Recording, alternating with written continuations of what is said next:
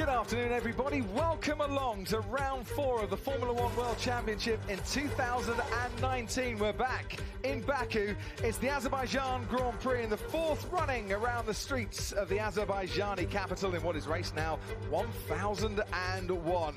Baku, by the shores of the Caspian Sea, the world's largest inland body of water. We're some 28 metres below sea level here, believe it or not, and we're surrounded by great sights. The sole metropolis in Azerbaijan, that is the Maiden Tower, that dates back centuries and centuries and centuries. The old Parliament building overlooks the pits and paddock area, and the grid is absolutely rammed full of people and cars, and we're set fair for today's race.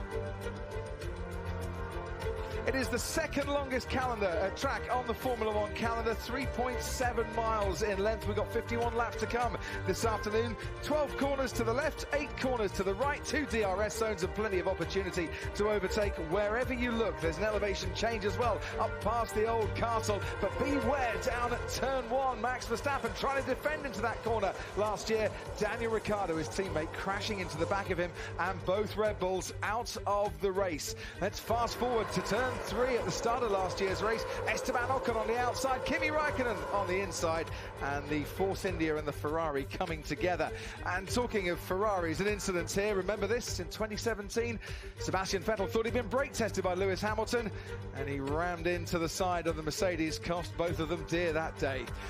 It's the red striped soft, the yellow striped medium, the white striped hard compound. It's the C2 for the hard, C3 for the medium, C4 for the soft. It's the same tyre compounds that we had in China for the race 2 weeks ago.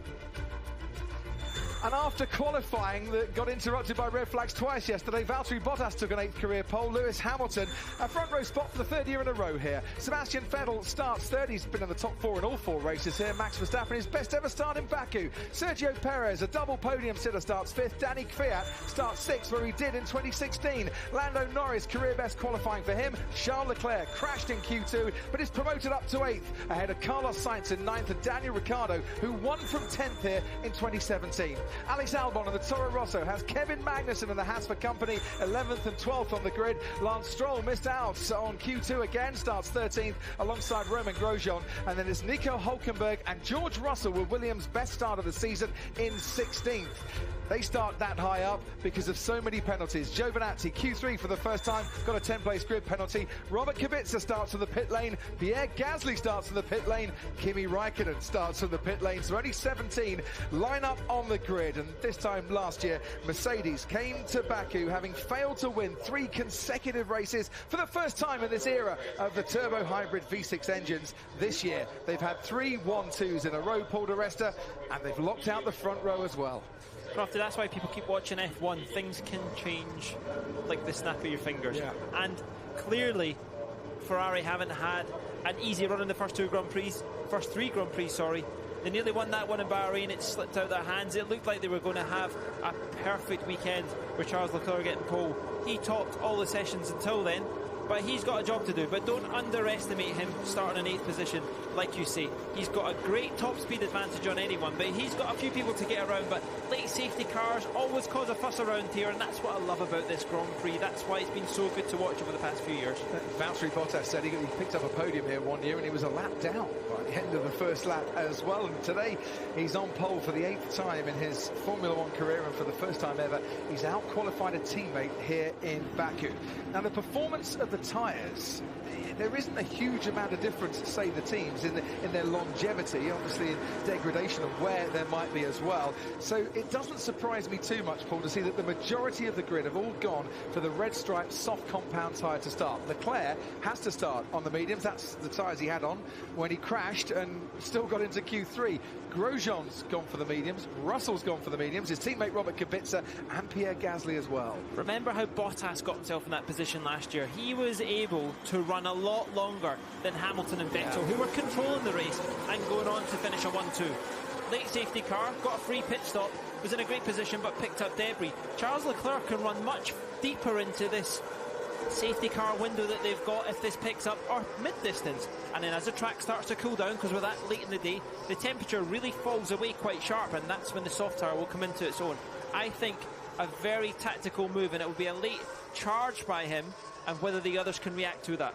The pit window opens at round about lap 14 here, and it extends onwards to round about lap 30. So the teams have a lot of flexibility. A lot of you have been tweeting me today to say, what tyres is Charles Leclerc going to start on? Because as we saw from the crash, he damaged the tyres quite badly. So it's still the medium compound, because they were the tyres that he had on, and he got through into Q3, so he has to have the same compound. But they're a brand new set of medium tyres, because the ones he had on the car when he crashed, can't use those again. Yeah, and you can say it's a bit unfair he gets a brand new set, but they all had flat spots, and that is the nature of the rule, the way it works. They want people to start on the Q2 set so they don't have endless amount of tyres and people don't run in Q3 while they're trying to progress. They want to see the cars out there for the fans, and I think it's the only way to do it. But Ferrari have lucked in there a little bit because they've got a nice, fresh new set. Any heat cycle that goes through them takes that little bit out, but what that will help him through that warm-up phase that he's got, he's going to have that extra grip from a new set rather than that old set. So he should be able to be comparable to the cars around them, given the advantage that Ferrari's got to the likes of the McLaren. Just looking into the Red Bull garage right opposite our commentary box here, Pierre Gasly is still there in his car, ready to go. But whilst Robert Kubica and Kimi Räikkönen are in the pit lane, Pierre Gasly isn't yet. Yeah, he's the last one, isn't he? Yeah. So they're just leaving the car there. They'll fire it up, make sure all the systems are right, and crucially keep the tyres warm. There's no point in running down there to the end of the pit lane, but if you're obviously the car in front, you need to be down there a bit earlier to get your position. So it's the 1, 2, 3 on the grid that we had in China, and this man Lewis Hamilton got a much better start than his teammate Valtteri Bottas. How does that play on Bottas's mind 2 weeks later? He's on the nice clean side of the grid, so you definitely want to be there, and Sebastian Vettel could be a threat, and I think that's one of the Mercedes concerns. The slipstream he could pick up between turn 2 and 3 with the Ferrari could be quite crucial. Lead in here is not always necessarily best. The DRS effect is massive, but I think, you know, they're so even matched on long runs, it's so hard to say which way this would go. Max Verstappen, he is much closer than we thought that Red Bull was going to be around here. Yeah. And they've got that upgrade from Honda, which should be a big benefit. Over a 10th a lap consecutively through this Grand Prix. I don't even know if pole is an advantage in 2019 either, because the pole sitter hasn't won a race this season yet. I don't even think he's led into turn 1 actually on pole position, have they? I think you're absolutely right there. And pole here hasn't picked up a podium in the last couple of years either.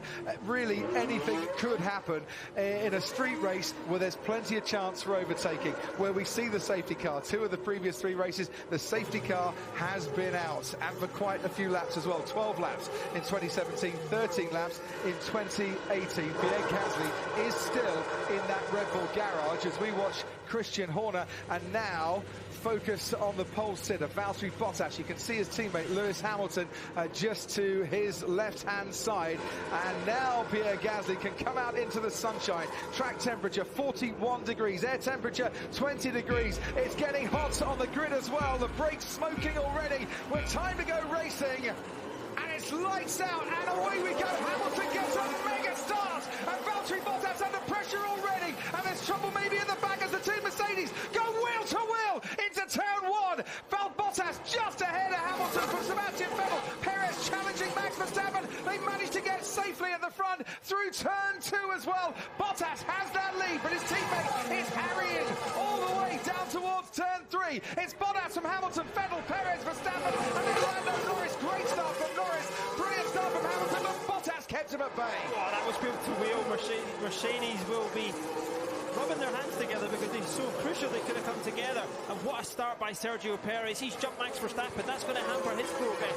And I'm just watching in the distance. Where's Charles Leclerc? He's behind Daniel Ricciardo in the Renault. Ricciardo, who started 10th on the grid, 2 places behind Charles Leclerc, has managed to get ahead of the Ferrari in these early stages. Is that the benefit of the soft tyre as opposed to the medium? That could be the difference, Scotty. I was watching him just sitting on the grid waiting on the lights coming on. The rear brakes were smoking. Now that could be an indication that he was trying to get that extra temperature into the tyre, like you say, and crucially why he struggled.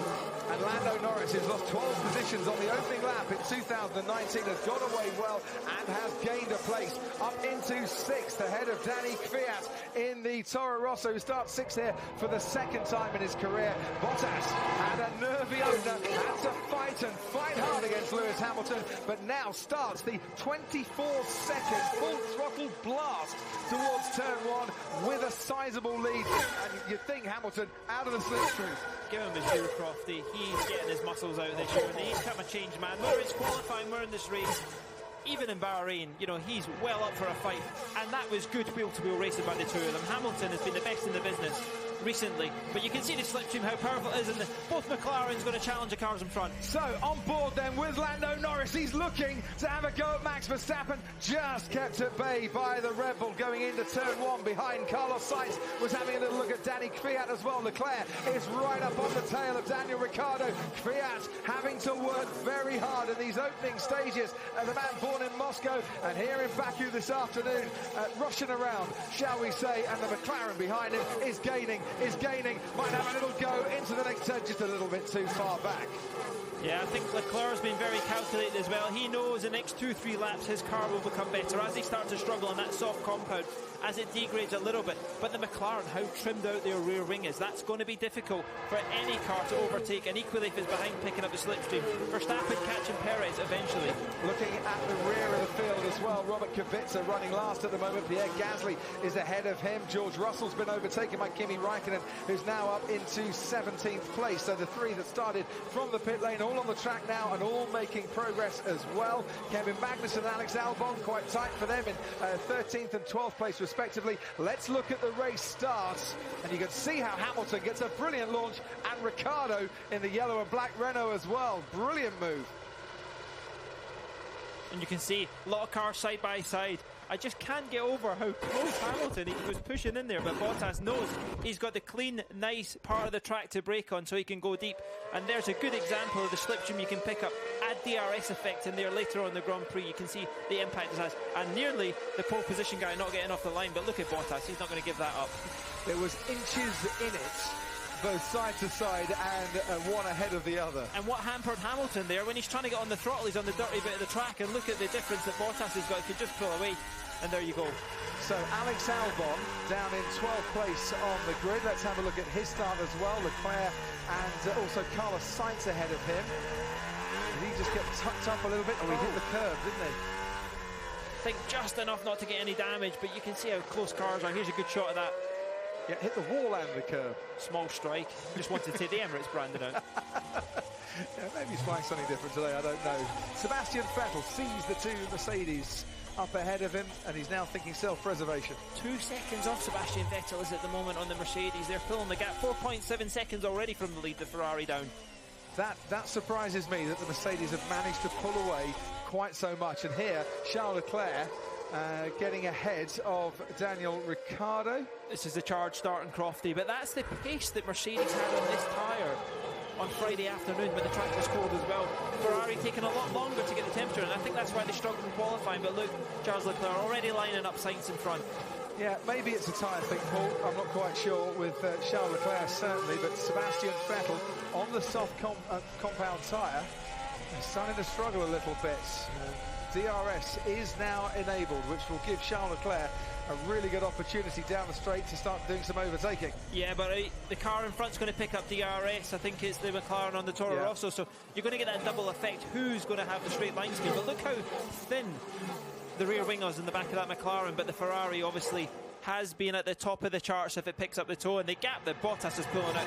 Hamilton really has to work for these races these days. 2.3 seconds then as they cross the line, the interval between Valtteri Bottas and Lewis Hamilton. We're on board with Max Verstappen, Honda powered and flying down the straight. The car ahead of him is Sergio Perez in the Racing Point, and it will stay ahead of him as well as further back. There's Carlos Sainz, and behind him now is the Toro Rosso of Danny Kvyat. And that shows you the impact of the McLaren having that small rear wing, and Charles Leclerc up the inside of the Toro Rosso. And lost 2 positions in 2 corners. I was just about to say, Danny Kvyat really does have to look at his mirrors a little bit there. He's got DRS to try and fight back Leclerc, but Leclerc's got a bit of DRS to stay ahead as well. So he's cleared Ricciardo, and now he's cleared Kvyat in the Toro Rosso. Behind them comes Lance Stroll. Stroll running in 10th place then, ahead of Daniel Ricciardo, so he's got some overtaking doing as well. I spoke to his dad just on the grid, Paul, and I said, good luck for today. I said, podium? He went, 2, come on. He's had a good start. Look at Perez. almost able to match the Ferrari's times, and still the Mercedes 1.4 seconds quicker than Vettel. Bottas still got a little bit of a margin on Hamilton, but it's Hamilton playing the long game like Bottas did last year. Possibly. Perez is an absolute master. Oh, that was close to the wall through there by Verstappen. It was. He's an absolute master when it comes to this track. Lance Stroll has probably picked up a few tips as he blasts there past Daniel Ricciardo. The Renaults, they've had trouble stopping and they've had trouble with top speed as well, which does not equal a good weekend in Baku. Yeah, they've just not looked in the zone at all, have they? Verstappen trying to line up Perez now. Perez starting to struggle. You can see both batteries blinking on the back of the rear light to say they're charging, and Max will be trying to deploy that. I'm sure this time he might just get the advantage by the DRS being effective now. Well, let's have a look. You can allegedly pick up a slipstream if a car's 5 seconds ahead of you along that main straight, and he's certainly not 5 seconds behind Max Verstappen as Bottas and Hamilton cross the line and Sebastian Vettel comes third. And now what's going on behind? DRS for Max Verstappen. He's coming late. He's coming late. He's coming late. We know what happens when a Red Bull comes late, but this time he doesn't crash in to the car in front. Charles Leclerc has got past Carlos Sainz with a bit of DRS, and we then go back to Lance Stroll, and behind him now is Daniel Ricciardo, because Kvyat has been overtaken again, and his teammate Alex Albon is now right on his tail. Danny Kvyat, he's struggling with the rear tyres of great, and look, Albon up the inside at turn 2, wise, let go. But you can see the strip on the tyres, so the tyres are fragile. He's overdone it too early when the carcass temperature hasn't been matching the surface, and that's where it degrades, and that's where at the end of this race I really think Leclerc on the different tyre could have an advantage. Alex Albon started 11th, Danny Kvyat started 6th, and now Albon is the lead Toro Rosso. And this was Charles Leclerc, and you can see the difference, can't you? Easy pass down that main straight. Have you seen the top speed by Raikkonen? 3.52, Crofty. Whoa. That was a toe and some DRS, and that was Kimi Raikkonen, who's currently running in 17th place behind Romain Grosjean. We can see Alex Albon slipping up the inside of Danny Kvyat, who was wise, I think, in that instance, not to fight the corner. Ted, down to you.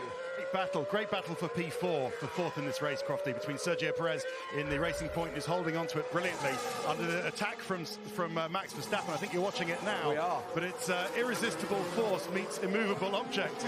Perez is brilliant at defending. We saw that at the end of the last race.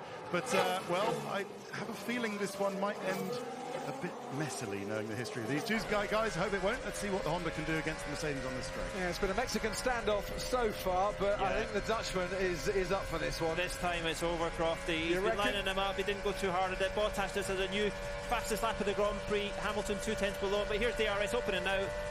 Well, he's gaining that Mercedes power in the Racing Point. Is helping Sergio Perez. Can he defend though? Max Verstappen goes down the inside of Sergio Perez, and Verstappen does get his man timed to perfection. Perez tries to fight back. Verstappen's got the place. He's up to 4th. Charles Leclerc by Norris as well, so I'm sure Leclerc will be on the back of that Racing Point by the end of this lap, and then the next up will be Verstappen, who's the hardest guy on the track to overtake. Absolutely. Danny Kvyat has come into the pits. We saw his rear tyres. They were looking absolutely horrid.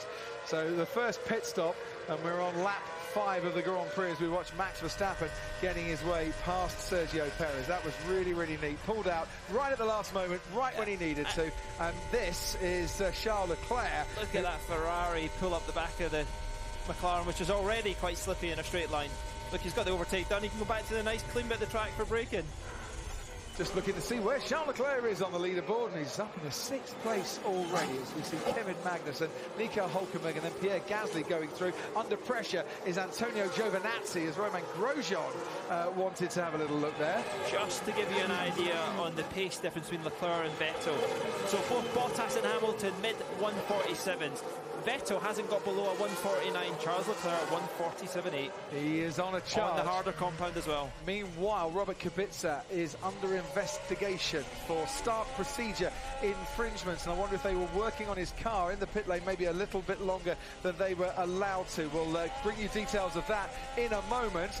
But now Charles Leclerc started 8th, is currently in 6th, and what's the betting that in a few moments' time he'll be up into the top 5. He's consistently been the fastest man on the track this weekend. He crashed in Q2. He's now making up for lost time. He can see very, very large now in his visor the pink of the Racing Point, and he's going to have to look at his mirrors to see the pink of the Racing Point as he blasts past him and up into the top 5. I think Perez got a similar kind of similar trend to the rear tyre as what the Toro Rosso had, and that's already stopped. The graining has started, so if you hit them too hard, too early for what the car wants to give you, but of course he wants a track position. Another car just darted in the pits there, Crofty. Who was that? I'll tell you in 2 seconds. That was Pierre Gasly, by the way, making another move. He's up to 13th, getting past Hülkenberg, and it's Kimi Räikkönen who's coming into the pits. Ted? Yeah, Räikkönen saying on the radio, I can't fight like this. Whether it's a balance thing or a tyres thing, I don't know. Let's see what they do in the pit stop. So, well, of course, he's got a new front wing on that he wouldn't have been used to, because it was very different to the front wing he had on yesterday, which failed the deflection test. Hence, he was sent to the pit lane to start. Anyway, it's the yellow medium tyres on. He could go to the end of the race on these, just to clear up the Williams thing. Johnny Herbert got sniffed for this on the grid. I've been following up with the team. The suspicion is that they put him into the pit lane for his pit lane start too early. Oh, they positioned him in there. There is a there for a long time. Yeah, there is a new rule which specifies when you're allowed to go into the pit lane if you're starting in the pit lane. And it seems that they're a bit too early. But as I say, as the graphic said, it's under investigation. Well, I'd say that's the most pleasant story involving a sniff and Johnny Herbert I've heard all weekend long. The hard-boiled eggs from the plane still lingering in my nostrils on that one. Daniel Ricciardo has got a sniff now of Alex Albon behind him as well. Looking at the timing screen, both Mercedes doing yellow and white sectors, which means that's not personal best. Yeah. Vettel, Verstappen, Leclerc all on green, which is personal best. Lap 8 of the Grand Prix, have they all conserved their tyres that little bit? Maybe the prancing horse has been let off the leash. And Vettel's just dropped down to match the same time as Bottas and Hamilton, but going forward, Leclerc that couple of tenths quicker, but he's 16 seconds behind Bottas, a lot of time to make up. And here are the two McLarens then of Lando Norris and Carlos Sainz gaining on Sergio Perez. Let's go back to Daniel Ricciardo, and Alex Albon has already had a brush with the barriers going through turn 1. Now slots in behind the Renault, and you get the feeling the Renault next DRS zone is going to be easy prey for the Toro Rosso driver. But to be fair to Daniel Ricciardo, got a much better exit out of turn 2. Yeah, I'm just looking which car that is. Is it Hülkenberg or is it Daniel Ricciardo?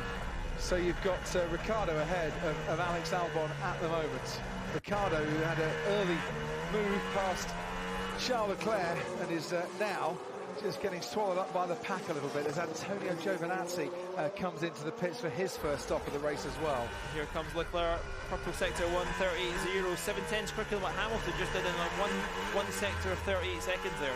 Give it a lap or two and Max Verstappen's going to be in DRS range. If you're within a second going through the detection zone of the car in front, you get that extra boost by the opening in the rear wing, the drag reduction system to help you overtake. And there is Charles Leclerc making his way downhill towards Max Verstappen, and he's coming, Max, down to you, Karun.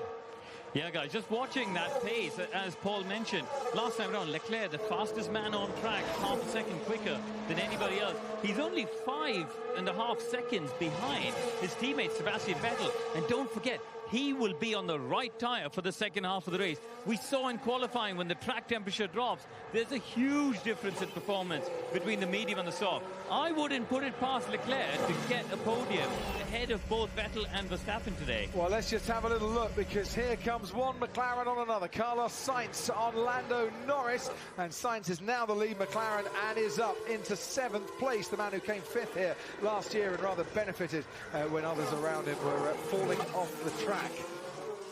So Leclerc making his way towards Max Verstappen. The two Mercedes starting to struggle a bit with their times, and they might have raced off in front, Paul di Resta, but there was a long way to go here, and that track temperature started off at 44 degrees. We're only on lap 9, and it's now 41 degrees. And then comes Nico Hülkenberg for an early stop, get rid of the softs and onto the yellow stripe mediums. I think people having much more issues with the tyres than they thought they were going to have in this race, Crofty. They said it was very balanced. They could run to probably lap 20, lap 25 and make it comfortable. But they're already coming in, and a lot of teams, generally the teams that have less downforce have more issues. But the Mercedes have lost a second in lap time in the first 10 laps when the tyres were nice and fresh. And then maybe if it gets too cold at the end of the race for others, Mercedes come back into it once again. You never know. Engine braking is not working perfect. Okay, stand by. It's like a handbrake in 5 and 6. Understood, Max. Oh, that's not a problem you want round here, Paul. You do not want to be suffering with a loss of engine braking necessarily. Yeah, I'm not sure if that's just on the recovery side of things as well, because obviously the recharge is done through that, because it's obviously worked in other places. It's strange that he's identified those two corners, and obviously the team set those maps before. But here's Leclerc. Next victim is Max Verstappen. Look, he's picked up the slipstreams. I think that'll be an easy overtake. Game, set, and match to the Monegasque. How easy was that? It's not just the DRS that's so effective, it's that slipstream here as well, and you're powering your way. I think it's a bit more of a headwind along that main straight today than we have been so far this weekend, which also helps the slipstream too. Charles Leclerc started 8th, is up to 4th. Anthony Davidson's at Sky Race Control. Yes, I've been just watching on board, enjoying looking at the difference in tyre wear between the guys on the soft and the guys running the medium like Charles Leclerc. His tyres are in such better condition than anyone else's at this stage. Lots of front grading on the Red Bull and others around as well, like Hamilton. So Leclerc's on a mission at this point. He certainly is. As into the pits comes Lando Norris, by the way, and Valtteri Bottas still continues to lead, and it's a lead that is 3.3 seconds. We're watching the gap back to the two Ferraris. 10 seconds back to Sebastian Vettel as Gasly manages to go past Daniel Ricciardo. Gasly starting the pit lane, already now up into 12th place, albeit benefiting by some pitting around him. 14 seconds is the gap between Bottas and Leclerc. Actually more, it's around about 13.5 seconds. It's just adjusting as we go there. But the Ferraris definitely catching here, although Sebastian Vettel just had a rather bad lap. Lance Stroll under pressure now from Pierre Gasly. Yeah, just looking at it, Crofty, as well, when you see how much of an advantage Leclerc's got at the moment, when he comes up to the back of Vettel, they will definitely not try and hold him up. What do Mercedes do at this point? Because Hamilton looks like he's starting to gain a bit of an advantage over Bottas. Do they swap, or do they pit somebody and try and hold somebody out just to play their cards both ways? Because the safety car at the wrong time of this race could lose them it, because Leclerc's right into it already. You get the feeling with Mercedes that they just stick to doing things as normally as they possibly can. Gasly up to 8th now, ahead of Lance Stroll. Daniel Ricciardo down in 10th. That man is Alex Albon in 11th place as well. We're heading to Ted, I should say. Well, what on earth is happening to Sebastian Vettel's case? We heard him earlier, didn't we, in the show, saying, I think we'll make life very difficult, he said to Natalie, didn't he? Yeah. Oh, as the Renault's come out in front of me, that can only be for Daniel Ricciardo, unless something terrible's happened to Nico Hülkenberg. He's already pitted, and it's Sergio Perez. Ricciardo, mate. Perez pits from the top 5 as well. But what's happened to Vettel's pace? I have a feeling they're just waiting for a safety car. But you can only do that for so long on these tyres, can't you? Absolutely. So Ricciardo pits, and also Lance Stroll at the same time as well. Yellow stripe soft tyre goes on, big wheel spin as Ricciardo comes out. They're still working on Lance Stroll, and they had to hold him, so there was not an unsafe release there. Ricciardo very much ahead of Lance Stroll. Yeah, and that's what they've lost out to. Raikkonen's jumped him in the pits. Look, that cycle. There's Hülkenberg in the background. He's battling with Giovinazzi. But Stroll managing crucially to stay in front of them. But interesting that they chose to double stack. I would have thought another lap around here you wouldn't have lost too much, given the mechanics, because of course they train to do this, but it's never ideal when you get in a race situation. Kimi Raikkonen having a look at Nico Hülkenberg there, who's crashed out of the last two Baku street races when he's been running in 5th place. Well, maybe he might be a bit happier that he's running down in 19th at the moment. 5th seems to be a bad number for Nico Hülkenberg. That's what, 40 laps these tyres have got to do, these soft tyres, and here comes Leclerc on the back of Vettel. Well, he's going to get a slipstream here, is Charles Leclerc. Vettel in the pits, Vettel's in the pits. Coming into the pits, absolutely. And that's not a bad call for Ferrari. It also avoids any unnecessariness between the two drivers on the track. It doesn't pressure Mercedes, but what Mercedes are going to have to do is react to a one car in a few laps. And of course that makes it uncomfortable. That's why I'm saying, do they split it to cover the safety car chance later on? Because as they start to battle, that's where it's going to be. Carlos Sainz, he's still out there. He's not pitted yet. Lando Norris came in 2 laps ago, actually, and you can see he's setting the personal best. So out then comes Sebastian Vettel, and the car behind him on the track is the orange McLaren of Carlos Sainz. So neat work, 2.4 seconds from the Ferrari pit crew, getting Vettel out ahead of Sainz there. The last thing he would have wanted was to get stuck behind that McLaren. There's Pierre Gasly a long way back on that straight. Over 1.2 seconds, or 1.3 seconds actually, Leclerc in sector 1 over the course of Mercedes. So these tyres are falling away. Are they going to fall away quicker than they expected again? Is that why Ferrari have chose to pull the trigger now? Yeah. Well, the thing about Leclerc, though, when he does go onto the soft compound tyre, the car's going to be lighter. Track temperature is going to have changed a bit as well, and he shouldn't be. And Vettel is in the pits. Yep, I'm quite happy to stop when needed. Which I think is a calm code from Valtteri Bottas that actually I wouldn't mind coming in now if that's all right. Yeah, he's coming in this lap, Crofty. You can see the mechanics are sitting there. There they go. They run out straight in front of our commentary box. They're all ready. I suspect that's going to be a medium set of tyres to the end of the Grand Prix. Well, let's see. Charles Leclerc is on the mediums, and he is going rather nicely. Thank you very much indeed. He'll get the softs at the end of what should be a one-stop race. Safety cars permitting, and Valtteri Bottas definitely coming into the pit. So, Ted, down to you. Yes, I look down to see the Mercedes mechanics. Oh, that front left wheel still going on, but otherwise, nice stop for them. Look onto the Ferrari pit wall. I mean, they're all slightly shooting into the blind on this, the engineers, aren't they? They don't really know what's going to happen later in the race. They could go to the end on these yellow stripe medium tyres, but hey, you don't know what's going to happen in these laps to go. So they're doing what's right for now, guys. You are an absolute legend sometimes, Ted Kravitz. That tyre that was a little bit slow and a bit sticky cost around about 0.4 of a second. You can see that with a naked eye. Did it? What was the total time? 2.8 seconds. Oh, did lose 4/10. You're a genius, We man. all strive for perfection as the McLaren comes into the pit. Thank you very much, Carlos Sainz. We get it. Max Verstappen, Paul, not coming into the pits. His team telling him, do the opposite to Sebastian Vettel. Stay out if he's coming in. Yeah, and Red Bull, that's a good indication to me that they think you've got to go further into Grand Prix to make the tyres last, because Red Bull always tend to read the race a bit better than others. They can, you know, because they're a little bit the underdog, they like to push things, but interesting they've chose the opposing strategy. You can just see the inside shoulder, Leclerc's front tyre, it looks in perfect shape, like Ant said earlier on. I'm sure he's keeping a close eye on that.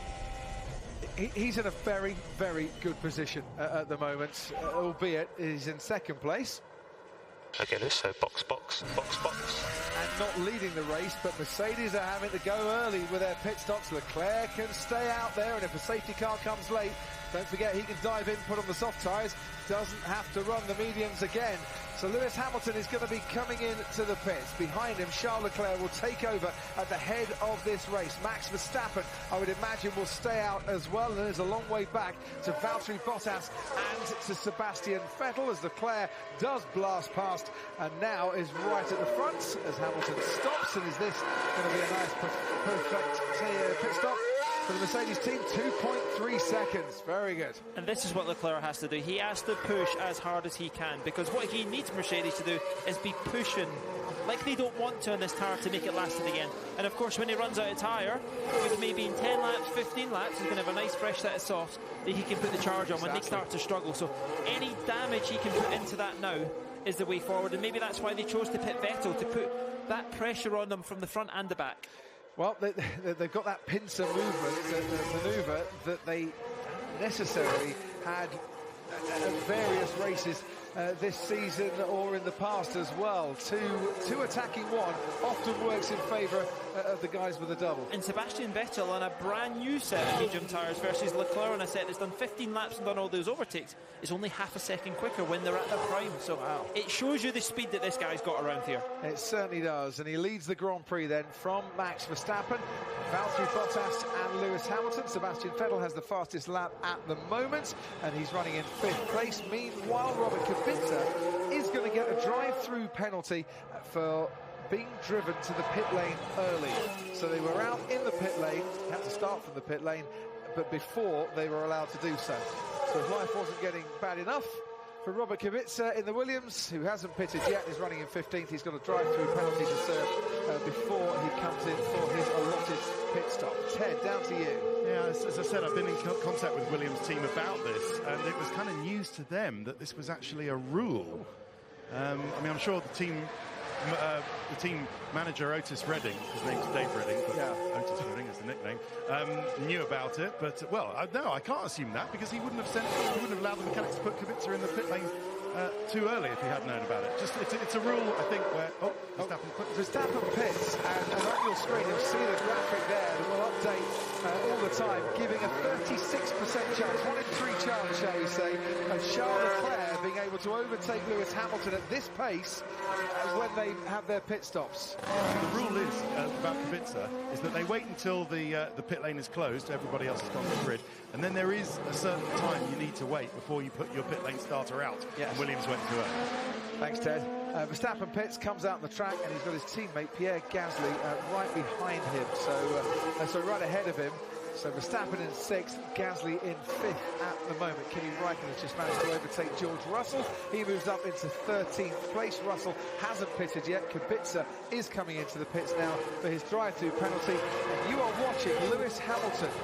Lewis Hamilton has got Sebastian Vettel right on his tail now. We've had the pit stops for 1 Ferrari and 2 Mercedes, and it's working out very nicely for Sebastian Vettel. Could work out all right for Charles Leclerc as well, who is still to pit and has that 1 in 3 chance of overtaking Lewis Hamilton.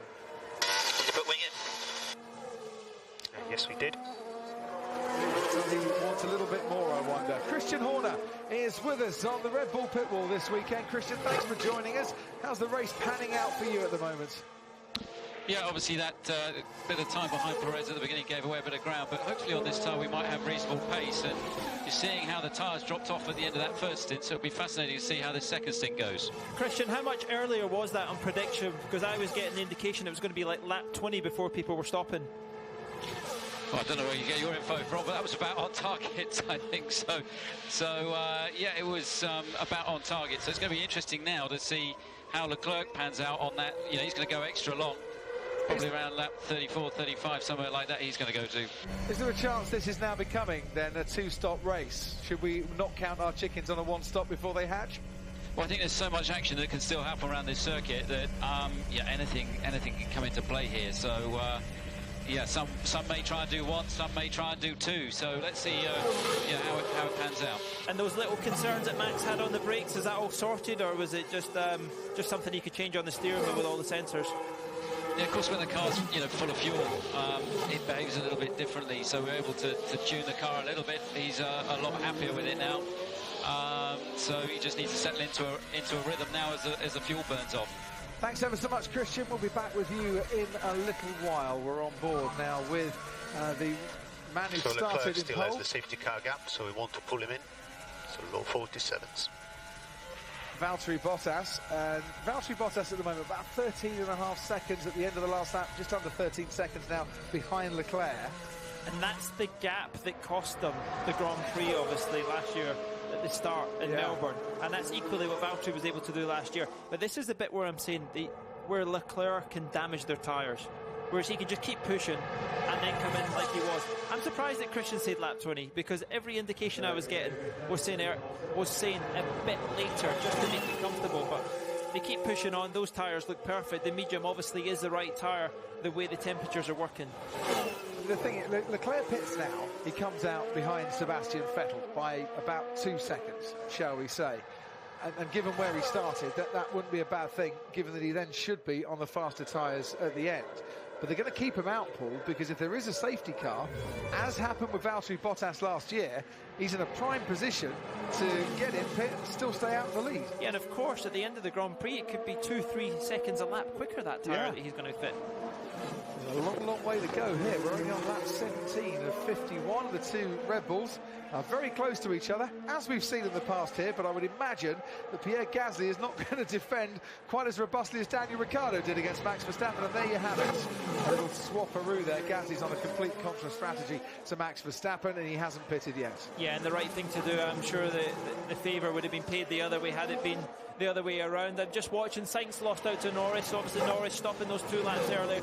He's dropped down a position, but Sergio Perez obviously just a little bit further up the road. So what did McLaren do? Did they let the faster car through who looked like Sainz?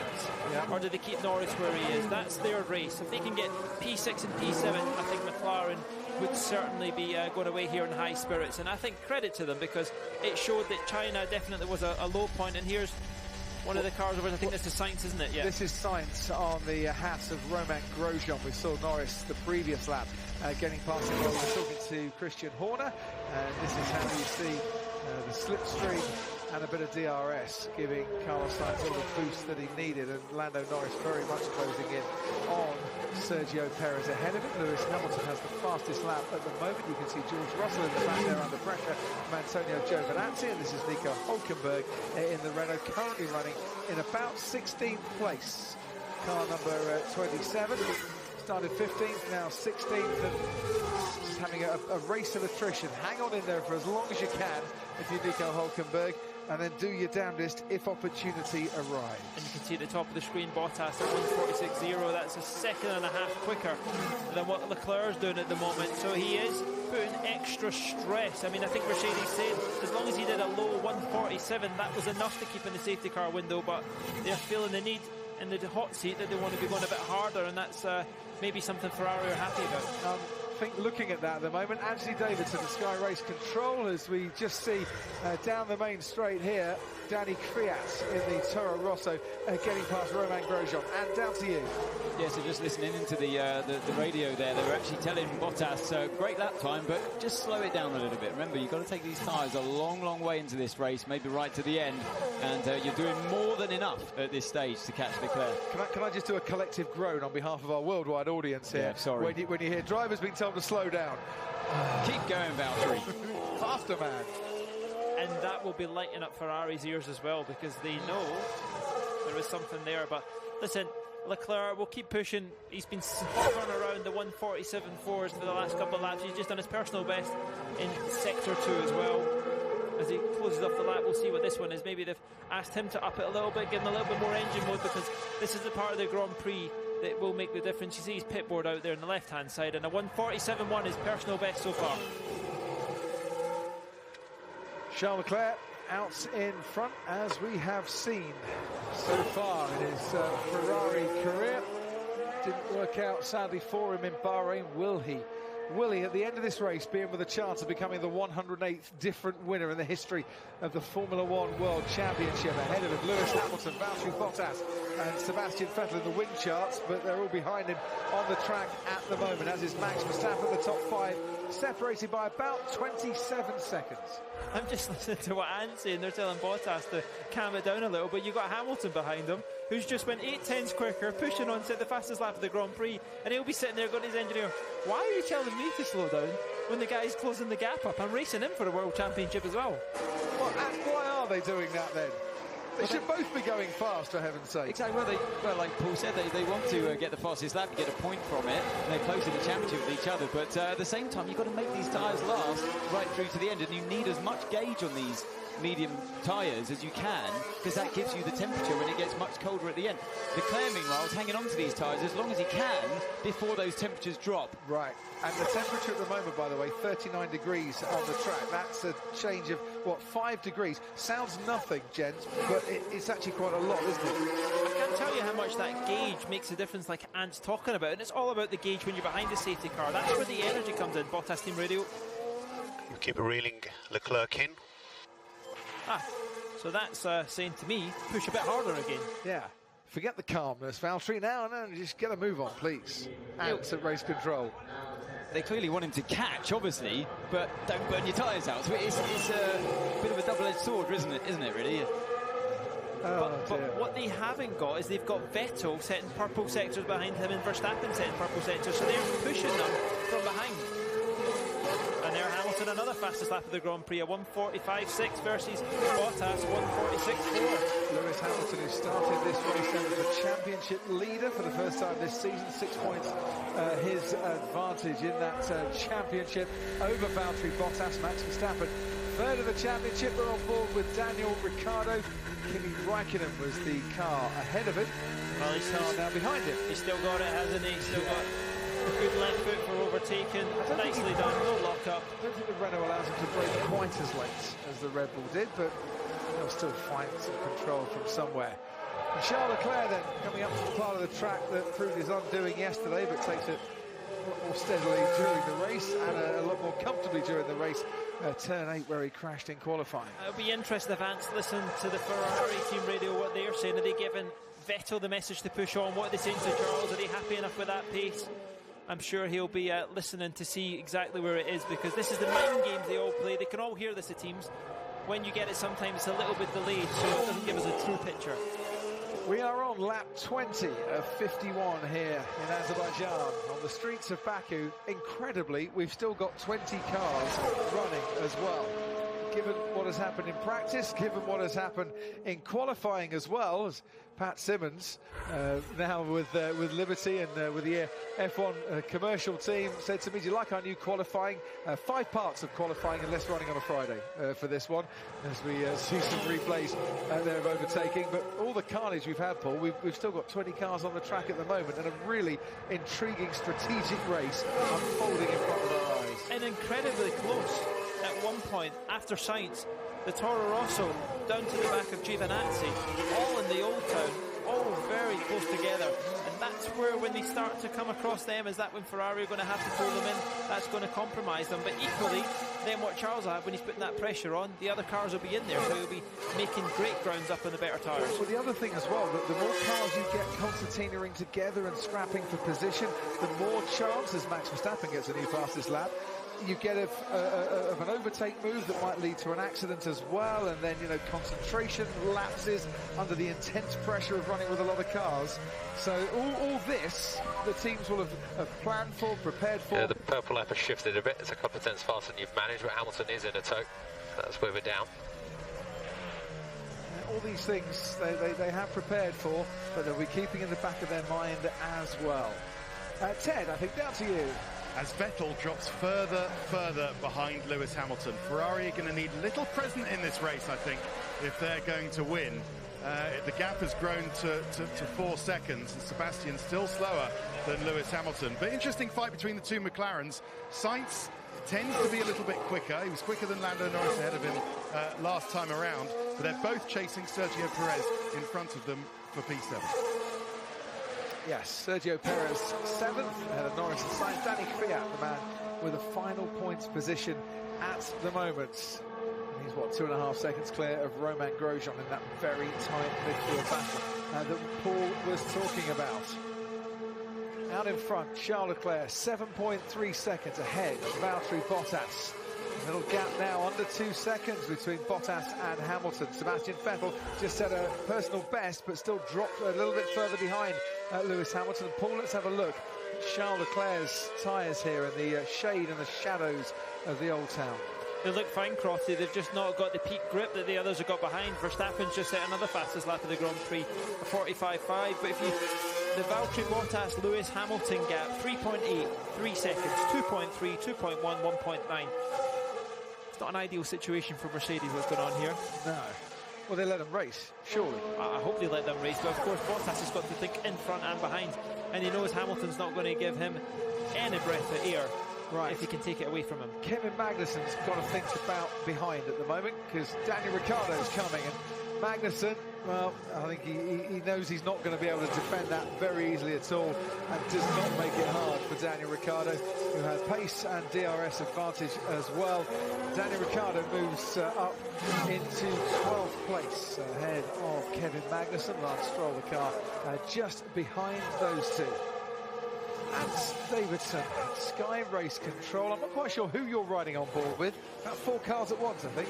Yeah, I've got 4 lots of team radio going on at the moment. Good for multitasking. My brain's about to explode. But you struggle to listen to one man, let alone 4. Pardon? Exactly. Yeah, so the two Mercedes, they started to fight each other. And yeah, Hamilton came on the radio to say, are we fighting each other? Are we racing? And they just reminded him to think about those tyres for the end of the race. Like we were just talking about, this is on everyone's minds. Are they all worried as well that they are going to have to do some defending to a charging Charles Leclerc coming through at the end here? Because he is going to be on, in theory, the faster tyre at the end of this race. They haven't spoken about that at all. That's the first time, yeah, we've heard. But, I mean, you're right. I think when the temperatures drop, those soft tyres might come back into the window. They weren't at the start of the race. This is the better tyre at the moment, by surprise to some. But at the end of the race, I'm sure, like we saw in qualifying yesterday, that they'll come into their own.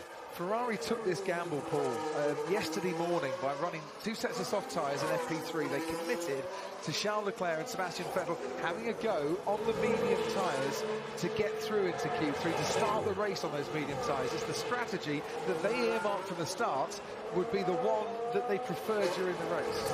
Yeah, it would be, but it just shows you how temperature sensitive they are. And, you know, the teams are drumming it into the drivers, although they've told them before the Grand Prix, you really have to think about the end of the Grand Prix. That is the key point about this. The points are at the very end, and if a safety car comes out, which can easily happen, that's where it is. If you were Ferrari and Vettel, would you think about trying to push a bit harder, not conserve your tyres, because you're probably not going to overtake the Mercedes on merit, and think about another stop like Leclerc's going to do, box for another soft set of tyres and put in a late charge. Well, I think he is putting a charge on Lewis Hamilton at the moment, Sebastian Vettel. He's just taken 7/10 out of his advantage on the previous lap. What interests me as well is that Verstappen is now lapping at a pace that's good enough to be ahead of Leclerc when Leclerc finally pits. So he's brought himself very much into the reckoning. And the gap between Leclerc and Vettel, 11.1 seconds at the moment. As I say that, Verstappen puts in another fastest middle sector. So we're confident the opportunities will come at the end of the race. So Mercedes feel that this race could still be there for Hamilton. And to be honest, Paul, any one of the top 5 could still take this one. I wonder if they've just taken a bit of engine mode out of Lewis, because he was putting such a charge in Bottas. Now they're saying we're confident that opportunities are going to come. Bottas is maybe using more of his allocation now. Verstappen's just set at 45.3, the fastest lap of the Grand Prix. I get the feeling Mercedes know there's a threat coming from Ferrari. Yeah. Well, they've got a bank of computers and a big team back at Brackley working out all the strategy here. Why would that time just lost when he's putting such a charge in? I mean, he's now lost 1.5 seconds a lap. And look, the Ferrari's nearly all over the back of him. Anthony. Yeah, so exactly what you guys are talking about. You're bang on. So Lewis is thinking about the tyres. It was picked up. His radio message was picked up by Ferrari. He was saying, guys, I don't think these tyres are going to make it through to the end of the race. And he's backed off because of that. The message was then relayed to Sebastian Vettel saying Hamilton's struggling with his tyres. He doesn't think he's going to make it through to the end of the race. So now Vettel is the one on charge and Hamilton's just backed off slightly. Yeah, and backed, you say backed off slightly. Vettel's taken 7/10 out of Hamilton in the last 2 laps. Here, that's not quite slight. That's a massive margin, and the gap now between Hamilton and Vettel is getting down to round about 2 seconds. Lap 24 of the Azerbaijan Grand Prix. Max Verstappen, fastest lap so far. He's coming at the top 4. Sebastian Vettel is coming at Lewis Hamilton. Valtteri Bottas is steadily coming at Charles Leclerc, who leads this race, hasn't pitted yet, will be on the faster tyres at the end of this race. And if there's a safety car, well, that could put him right slap bang in the favourite tag to get this race. Meanwhile, Daniel Ricciardo is coming at Romain Grosjean. He is the lead Renault at the moment and having a much better day of it compared to his teammate Nico Hülkenberg. Robert Kubica is into the pits for his first change of tyres in this race. He's had a drive-through penalty. We've got 20 cars all running. Grosjean locks up, takes to the escape road, makes it rather easy for Daniel Ricciardo, lights up his tyres and might have to be coming into the pits again very shortly as the Alfa Romeo bypasses him of Kimi Raikkonen as well. Ted, down to you. Yeah, just right by the Haas garage. I think Grosjean's coming in. I don't believe he's made a stop so far, Croppy. Romain Grosjean. I've only seen one Haas in front of me. And You're that right. was Kevin Magnussen with his back.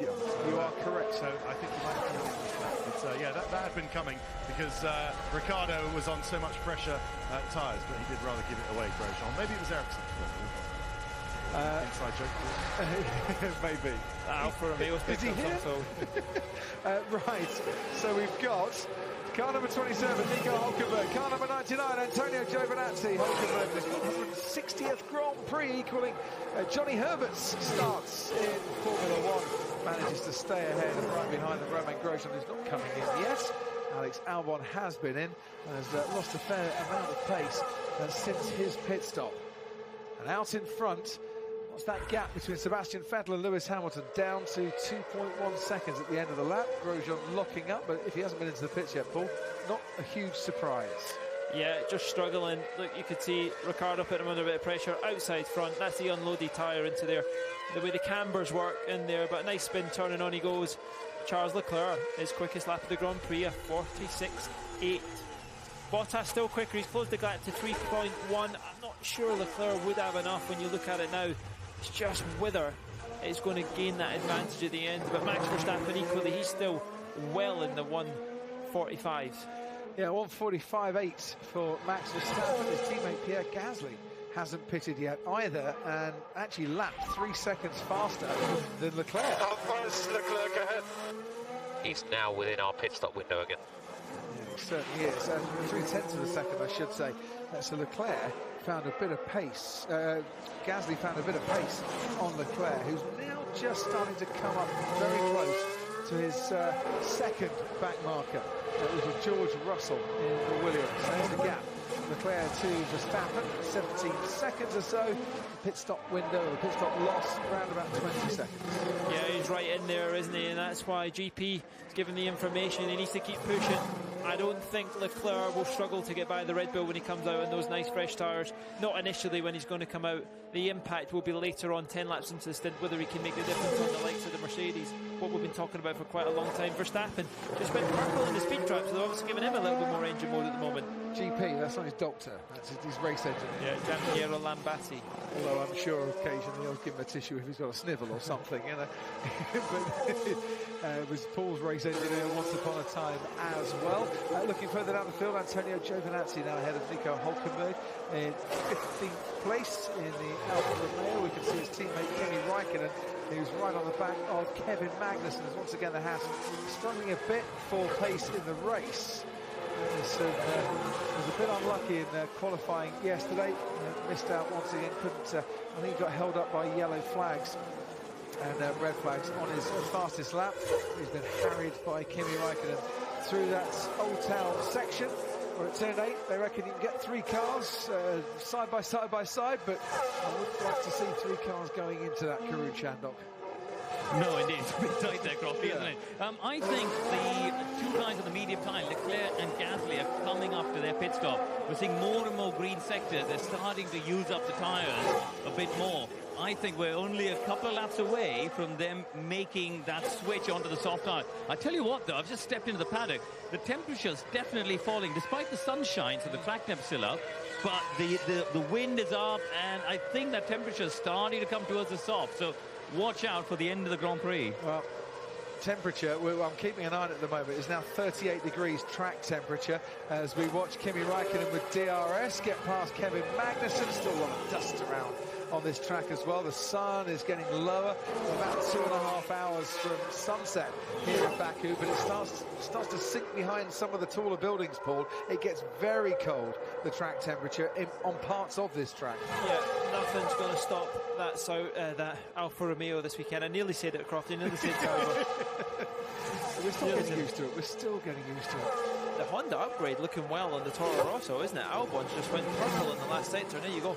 Albon getting past Nico Hülkenberg as and well. that'll be why, because they had a nice slipstream before. But I don't think there's much wrong with the power. And, touch wood, the reliability seems to be good as well. The new upgrade brought in to give different engine modes, more high power modes as well for both Toro Rosso and for Red Bull for this weekend. Hülkenberg just not looking happy in that office this weekend. Not at all. Not at any point has he looked even up to the same mark as Ricciardo. We all thought Ricciardo was struggling against him early on in the year. Well, this is Hülkenberg fighting with Alex Albon. Does he get another tap on the wall there, Alex Albon? He got one earlier in the race.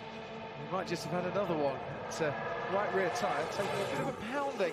Sebastian Vettel just set the fastest first sector of this race. Ted, down to you. I'll keep an eye out on the Ferrari mechanics, see if they're coming out for Leclerc's stop. But in the meantime, I get the feeling, it's only a hunch, that Sainz is starting to get a bit frustrated in the McLaren. He's had a message from his engineer saying, look, we just need to conserve the tyres at the moment so that we've got fresh tyres. Oh, is he ready? And they're starting to make a move on Leclerc. Everybody's bunching up behind. We just need to keep our tyres good until about lap 35, and then you can start having a fight with not only your teammate Lando Norris in front of you, but also Sergio Perez in the racing point in front of him. But well, what a race so far with no retirements and nobody crashing into a wall. I'm trying on a commentator's curse here, Let's try a commentator's curse. podcast. What a surprise. Nobody's crashed the wall yet. I find it incredible, Ted. And no retirements yet. And no retirements whatsoever. Guess what? We haven't got any in the last 5 seconds. The ultimate test of the commentator's curse. There is no such thing as the commentator's curse. We're just easy people to blame when somebody crashes out. Charles Leclerc leads. And the gap now between himself and Valtteri Bottas is 2 seconds. Paul di Resta, tyre doctor for the afternoon. They're still good enough because he's still setting pretty good times. He's got negative tyre dig at the moment, which means if the fuel load comes off, he can still go quicker. Yeah. But the Mercedes can respond, and his engineers asked them to do that. The re-energised Valtteri Bottas, you probably have to give some credit to the engineer. Stepped up to the position, maybe a different approach, more into Valtteri's way, and it's working. Well, Riccardo Mosconi, pronunciation's always bad there, replacing Tony Ross at the end of last year. Tony Ross had worked with Valtteri at Williams as well, but has gone on to work on other projects within Mercedes now. I think you're right, they're a good team. They were together, both Tony Ross and Valtteri Bottas. I think a lot of credit also for give it to the man who went away in the winter and thought, right, how do I need to change my approach here? You can see that even talking to him in the paddock. His body language, his whole way, how he goes about his racing. And it's nice to see. Pace is good, keep it there. Absolutely. A little bit more would be better. You always get that, though, don't you? Pace is good, but, come on. That right foot can get a bit heavier. We wouldn't mind that at all. Looking into that Ferrari garage, I'd see more movement if someone brought in a tray of double espressos. At the moment, they are not going to be bringing Charles Leclerc in at this moment. Maybe in another few laps. There we have it. Leclerc, Bottas, Hamilton. And here's Hamilton putting another charge on Bottas. 6/10 he just took up in that lap. Sebastian Vettel right in the background as well. We could see all 4 cars in our shot there, looking from turn 2 back towards turn 1. It's interesting, yesterday, obviously Vettel struggled on this tyre in Q2, especially compared to Leclerc. Then the Mercedes managed to get the jump on Vettel in qualifying, but it looks like Vettel's got a little bit more pace given what he had at the start of the race. It's a bit strange. It just shows you if the driver's not comfortable, he's not going to get the best out, especially in this track, because you make any mistake or run down the exit road, that's your race over. They're just ambling around outside Ferrari at the moment, having a conversation, talking about the weather, talking about football. I have no idea what they're talking about, but it isn't Formula 1 necessarily. Gap ahead 1.5, gap behind 1.4. Have a go at Leclerc. So feel free to have a go, and I think this pace down the straight might be good enough to make the pass quite easy. There's 4 mechanics hovering about the tyre trolley, which is probably telling me a pit stop's coming up imminent. So if Valtteri Bottas is coming up to the back of Charles Leclerc, though, is it worth bringing him in right now so he doesn't get involved in a fight that he doesn't need to at this stage? Exactly, you don't want to get involved in that. You don't want to lose any more track time you need to. And I'm just watching them. They're at the bit of the track when they call this, but I think they'll be safe for another lap.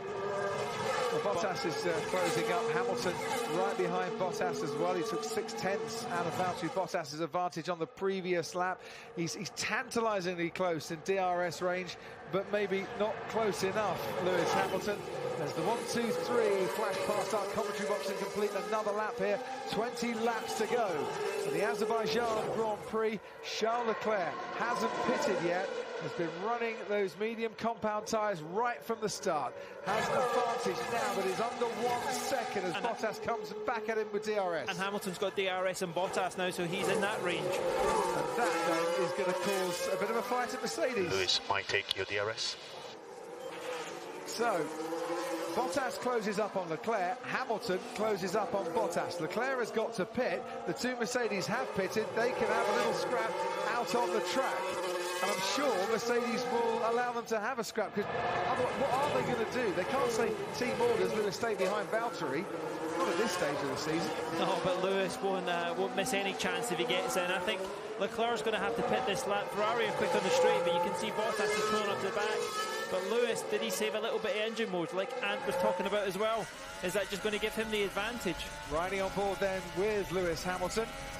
Through we go and down towards turn 15. Always a difficult spot to Pick your braking point and then keep it steady as the track drops away from you before you turn left-handed. Continue the descent down towards a very crucial corner. You get this right, you'll get your speed all the way for 24 seconds down towards turn 1, but if you slightly get that corner wrong, then you can become a sitting duck, or you can lose touch with the cars in front of you. Ferrari keeping in the garage. Charles Leclerc is going to stay out there for a little bit longer. Valtteri Bottas is coming at him. Someone's gone wide in the first sector. Bottas pulls out from behind Charles Leclerc's rear wing. Bottas takes the lead, retakes the lead of the Azerbaijan Grand Prix, and there's two cars down there, Daniel Ricciardo and also Danny Kvyat. Now this is down at turn 3, where our leader will be coming to in a few moments' time. But they're in the escape road. Kvyat he's back on the track again. And now Ricciardo reversing down. There's a bit of debris down there as well. Not enough, you would imagine, to bring out the safety car or a virtual safety car. But what happened? Kvyat, I think, locks up a little bit. Ricciardo certainly locks up, goes straight on, and might just have collected the Toro Rosso as well. He's just slightly overdone it, hasn't he? He's tried to break on the inside. Perfect defending by Kvyat, but Ricciardo just locked it up and took him with him as well. So that's promoted a few other cars. Stroll will certainly benefit from that, which is going to be a good day at the office, looking like for Racing Point at the moment. Oh yeah, I think maybe just a bit of debris as Ricciardo went across that front wing area. You can see how long it takes to get these cars into reverse. That's where it came. Ricciardo reversed into him. Oh dear. Mirror signal manoeuvre. Can't do the signal bit, but I don't think he just ran over a bit of carbon, Leclerc. Bottas just missed it. I wonder whose car that was off. I guess that might have been off the Toro Rosso.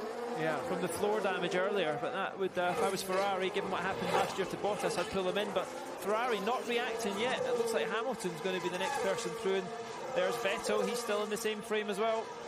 Well, Ferrari playing the patient, waiting game with Charles Leclerc's pit stop. As leading this race now, Valtteri Bottas. Leclerc is second, Hamilton are on board with riding in third. Then comes Vettel, Verstappen, Gasly, Perez, and Norris, Sainz and Stroll, who's up into the points now in 10th place. Hamilton gaining on Charles Leclerc, Going to try down the inside, Lewis Hamilton of Charles Leclerc. Leclerc gives him enough space. Doesn't want to defend that too hard. Might try and fight it back, but can't. Into turn 2. I think we should both will lose a lot of time. Yeah, I think had he have fought that harder, it might have been costly. Yeah, but of course by doing that, Leclerc battling with him, it's pushing them back into Vettel as well. So what did he do? Did he feel that Leclerc's the big one? Ted, down to you. Ricciardo, I think, is going to have to retire from the race. He's slightly surprised his team crew by coming into the pit box. Yeah, he's shut off. Oh dear. Shut off the engine. And that is damage that Ricciardo feels he does not want to continue to that Renault. I don't want to say it, Ted, but that crash helmet Daniel Ricciardo's wearing might just be a bad omen for him. Because he hasn't seen the checkered flag in the 3 races he's worn that crash helmet, and the Jack Brabham tribute he scored points with. What a weekend for Renault. What a terrible weekend. Not good at all. And Ricciardo out, not seeing the checkered flag for the 3rd time in 4 races this season. Karoon, very quickly down to you. Yes, just want to agree with what Paul was saying. I don't understand why they haven't yet boxed Leclerc. He's losing time. He's given the Mercedes driver basically free lap time with the DRS. And also now they're giving themselves less chance to catch up and make position on the soft tyre. I think they should have pitted a couple of laps ago before. When Paul said, you know, that the Bottas was coming, I think they've left it a little bit too late now. So I'll ask the question, Paul. Are they a bit nervous as to how long they can make that soft tyre last? Is that causing their, not indecision, but their reluctance to pit? Yeah, it probably is. And look, there's Leclerc just letting Vettel through, which is the right thing to do. And it will be soon. We don't think the soft will last, so we need to have this one longer. There you have it. They are nervous about the soft tyre and how long it might last. It didn't last very long for those at the start, but they were heavier with fuel. I think we knew that it is going to be better. But Christian Horner said about lap 35 he'd pit, and we're on lap 34 at the moment, so is it going to be the next lap? Well, they're not moving yet. Charles Leclerc moved, so let his teammate get past. So the man who was leading, now running in 4th place. He's got Max Verstappen behind him. Look at the lap times Verstappen's doing. Well, has absolutely woken up to the fact that this race is going on. and has just put in a 1:45.0, while his teammate Pierre Gasly, also in the 1:45. Who hasn't stopped and got the same age of tyres as what Leclerc's got coming from the pit lane. Absolutely. I mean, Gasly's a long way back from Max Verstappen. Still on, I think, very much for a points finish in this race. Daniel Ricciardo and Danny Kvyat under investigation. Now, Ricciardo didn't do anything wrong necessarily, Paul, by reversing back out onto the track, but he did do something wrong in reversing into Danny Kvyat. It's interesting when somebody hits you. You never get away with the excuse, I reversed into them. Normally it's the other way, isn't it? The person from behind is at fault. I can't remember somebody getting a penalty for reversing into another car in the middle of a race, but unlucky for Daniel Ricciardo again. Here we go for our Ferrari pit stop coming up. Yep, someone's put the tray of double espressos down, and it is time for the Ferrari crew to get to work once again for this man. Charles Leclerc started 8th, was leading the race, has been running on the medium tyres now for 34 laps, and stops on his marks. The red striped soft tyres go on, and he was stationary for 2.8 seconds. Christian Horner watching on from the Red Bull pit wall as Leclerc now makes his way down towards the end of the pit lane. That's Pierre Gasly that is making his way through turn 1. Leclerc would desperately like to be ahead of Gasly, I'm sure, as he comes out of the pits. Is he going to be ahead? No, he's not. And maybe a 0.4 of a second longer pit stop by the Ferrari crew there's just made life a little bit difficult for Leclerc. Gasly has got a bit of DRS. However, he's got older tyres, and he does keep Charles Leclerc at bay. That's not what Ferrari would have wanted. No, they would have wanted just to jump him, and that's lost a bit of time with all that battling with Mercedes. They would have been in front, but Gasly's still doing pretty good lap times at the moment. I get the feeling Leclerc's job's a bit hard just with how that tyre, how fragile Ferrari thought it would be. If I were them, I still would have taken a chance and went earlier. I don't see any benefit by running that little bit longer. I would have taken the chance on it lasting longer. I would have stopped 20 laps for the end, 22 laps for the end, pray on a safety car, because that was the difference. After Q2 yesterday, it's damage limitation. It's about being aggressive. What are they going to do at best now? Are they going to just get Verstappen if they're lucky? Well, we'll see here. Leclerc at the moment is round about 27, 26, round about 28, 29 seconds down on the leader, Valtteri Bottas. That's an awful lot to make up in the last 16 laps. Bottas, by the way, he's pulled away, and Kvyat's out of this race as well after that incident with Daniel Ricciardo. Bottas has pulled away a bit from Hamilton, is now coming back at him, and has just taken a few tenths, half a second out of Bottas's advantage on lap 35. Less than 2 seconds between the two Mercedes. Watching now, Pierre Gasly looking into his mirrors. They'll keep Gasly out because it's going to help Verstappen this to see if he can keep Charles Leclerc at bay. Leclerc's going to have to leave this very late. Gasly offers the way down the inside, but Leclerc's a bit too far back. Now we'll try and get him on the run down towards turn 2, and he's not going to manage it there either. We'll definitely get DRS assistance on this particular straight, but it is holding him up. All the while, he stays behind that Red Bull, and he needs to get past him for his and Ferrari's own sake, and he manages to do so. Charles Leclerc up into 5th place, took a lap longer than they would have wanted. Classic example of Gasly looking at his mirror into turn 1. You know, he could have easily just taken the corner like he wanted, but Leclerc just moving out just to put that Ferrari right in his mirror, and Gasly a little bit wide. That's what compromised him on the run out of 2, and again, getting passed into 3. Now that obviously puts the charge on from Leclerc to catch Verstappen. Red Bull, I suppose, will probably pit Gasly this lap. You would imagine so. No need to keep Gasly out any longer.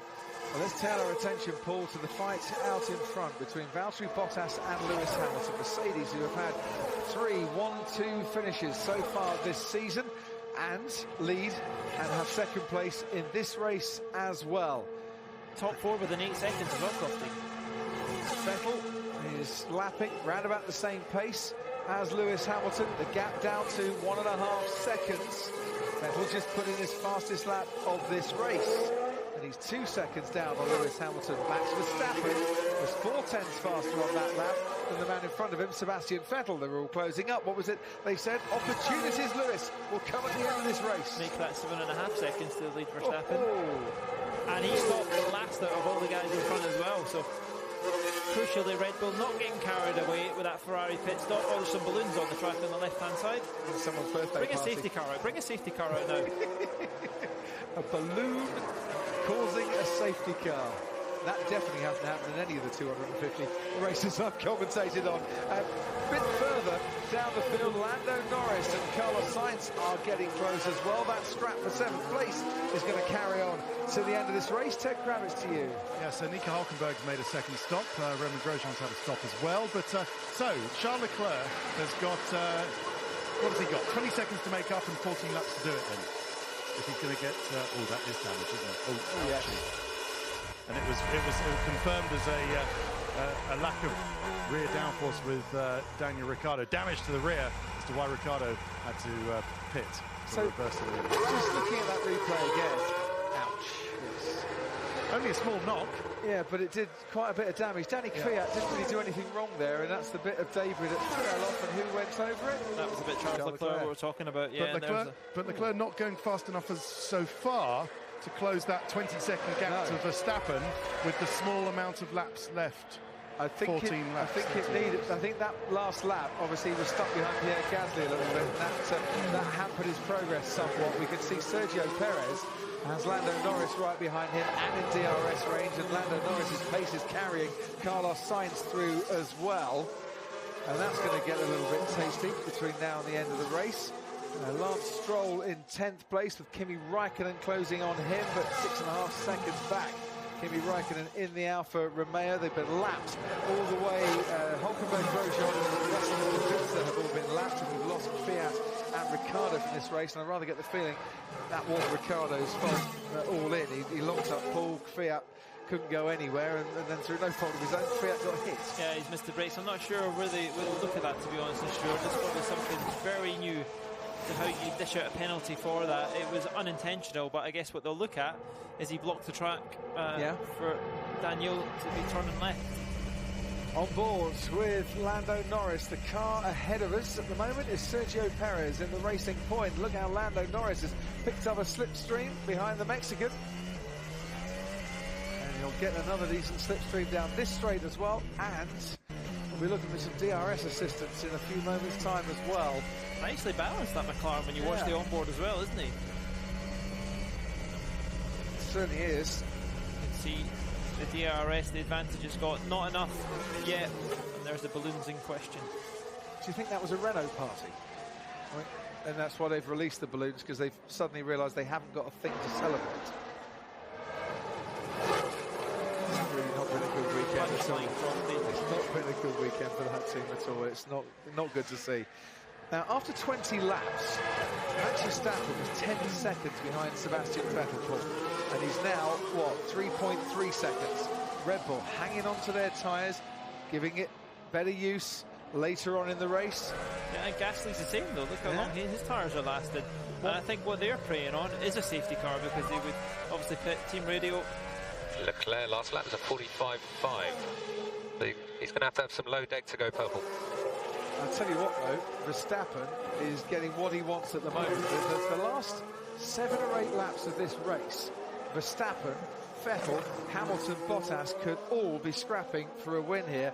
And I get the feeling that Mercedes have cottoned onto that fact as well, because they've just told Valtteri, start going a little bit faster, and he's put in the fastest first sector. I think Ferrari have given Leclerc the message, just get it to the end of the Grand Prix and take the points, because he's not pushing on them, unless they're just praying for that safety car like we're talking about. But he should be easily going the fastest car on the track at the moment, but he's conserving something to the end of the Grand Prix. Yeah, well, it's definitely not happening for him in terms of pace. Track temperatures dropped down to 37 degrees. Oh, that's a slow Red Bull. Very slow Red Bull. Is that Pierre Gasly? It is Pierre Gasly. Oh, now he's going to stop in a place. There's no escape road round there, so he's going to have to go on just a little bit further. He's getting now down towards turn 5, and he's found an escape road. Well done, Pierre Gasly, but that's really, really sad luck for the young Frenchman, who's put in a very fine performance. Hadn't pitted in this race. Copy. And he's lost power. Well, that could have been a safety car. It won't be a safety car because he's pulled it over into a very safe place indeed, but that's wretched luck for Gasly. Yeah, he's had a difficult weekend. Didn't start the best, obviously. Missing. What's happened to your property? Virtual safety car. We have got a virtual safety car. Wow. I assume then he's gone to the end of that escape road. I assume there is a gap to get the car off the escape road, and he's missed the gap. And this is the point Ferrari missed. If they were closer, this is the point of the Grand Prix when the temperatures are cool, when that soft tyre would have restarted a lot quicker and put them in a stronger position, but they're far too far away. If the safety car comes out, they're in a strong position, but they'll be able to move that car where it is. But is this going to help Verstappen, who's naturally got a bit more speed? Is it going to hamper the Mercedes because they were pushing a little bit harder than they wanted? But Max Verstappen at 1:44.7. Well, you can't overtake under the virtual safety car. You've got to decrease your speed by 40%, but your tyres are going to start to get cold. So those Anthony Davidson on the medium tyre are not going to enjoy this period very much. Well, yeah, it obviously depends how long it's going to last, Crofty, but yeah, definitely the softer tyre will be of benefit at the beginning when they get the green again. But yeah, just listening on board to that failure of running on board of Pierre Gasly, and I think it sounded like gearbox or the drivetrain. The actual engine was still running and he had revs, so I think it was gearbox there. And he had a new gearbox put in for this race as well after his penalty for missing the weighbridge, forced him to start from the pit lane. Romain Grosjean out of the race. Ted Kravitz. Yeah, just so you know, quite a few people come in. George Russell's made a pit stop, and Lando Norris as well. McLaren were sort of telegraphing that they were going to make the 2 stops, weren't they? Grosjean's been suffering with the front right of his car throughout the race. I will go and check what the ultimate reason is for his retirement, though. Doesn't seem to be connected with the virtual safety car. He crashed last year, retired into the garage this year, and there you see the leader, Valtteri Bottas, weaving around his teammate Lewis Hamilton, Sebastian Vettel, Max Verstappen, all doing the same pull, trying to get some temperature in the carcass of that tyre, keep that temperature up as well. And that's the top 4 with Max Verstappen. By the time he had the incident closing All in. right, so keep focus. Keep your tyres up to temperature. It's an absolutely stellar stint so far, mate. Mega job. Mega. Obviously but like I say, why is the virtual safety car? Pierre has stopped. Normal safety car, they'd all concertina together, but that doesn't happen under the VSC. But Verstappen, well, he's there or thereabouts, Paul. I think he's in good shape here, Crofty. He was setting the fastest laps of the Grand Prix, so clearly had the best tyres at that point. Now, how much temperature are they going to lose? Quite a lot, and rapidly drops. Rapidly. What have we got? Track temp 36. We started our race with 44 degrees track temp. So, I think the track has been cleared. Virtual safety car is going to be ending. And it'll go green in a few moments' time, randomly, after a period.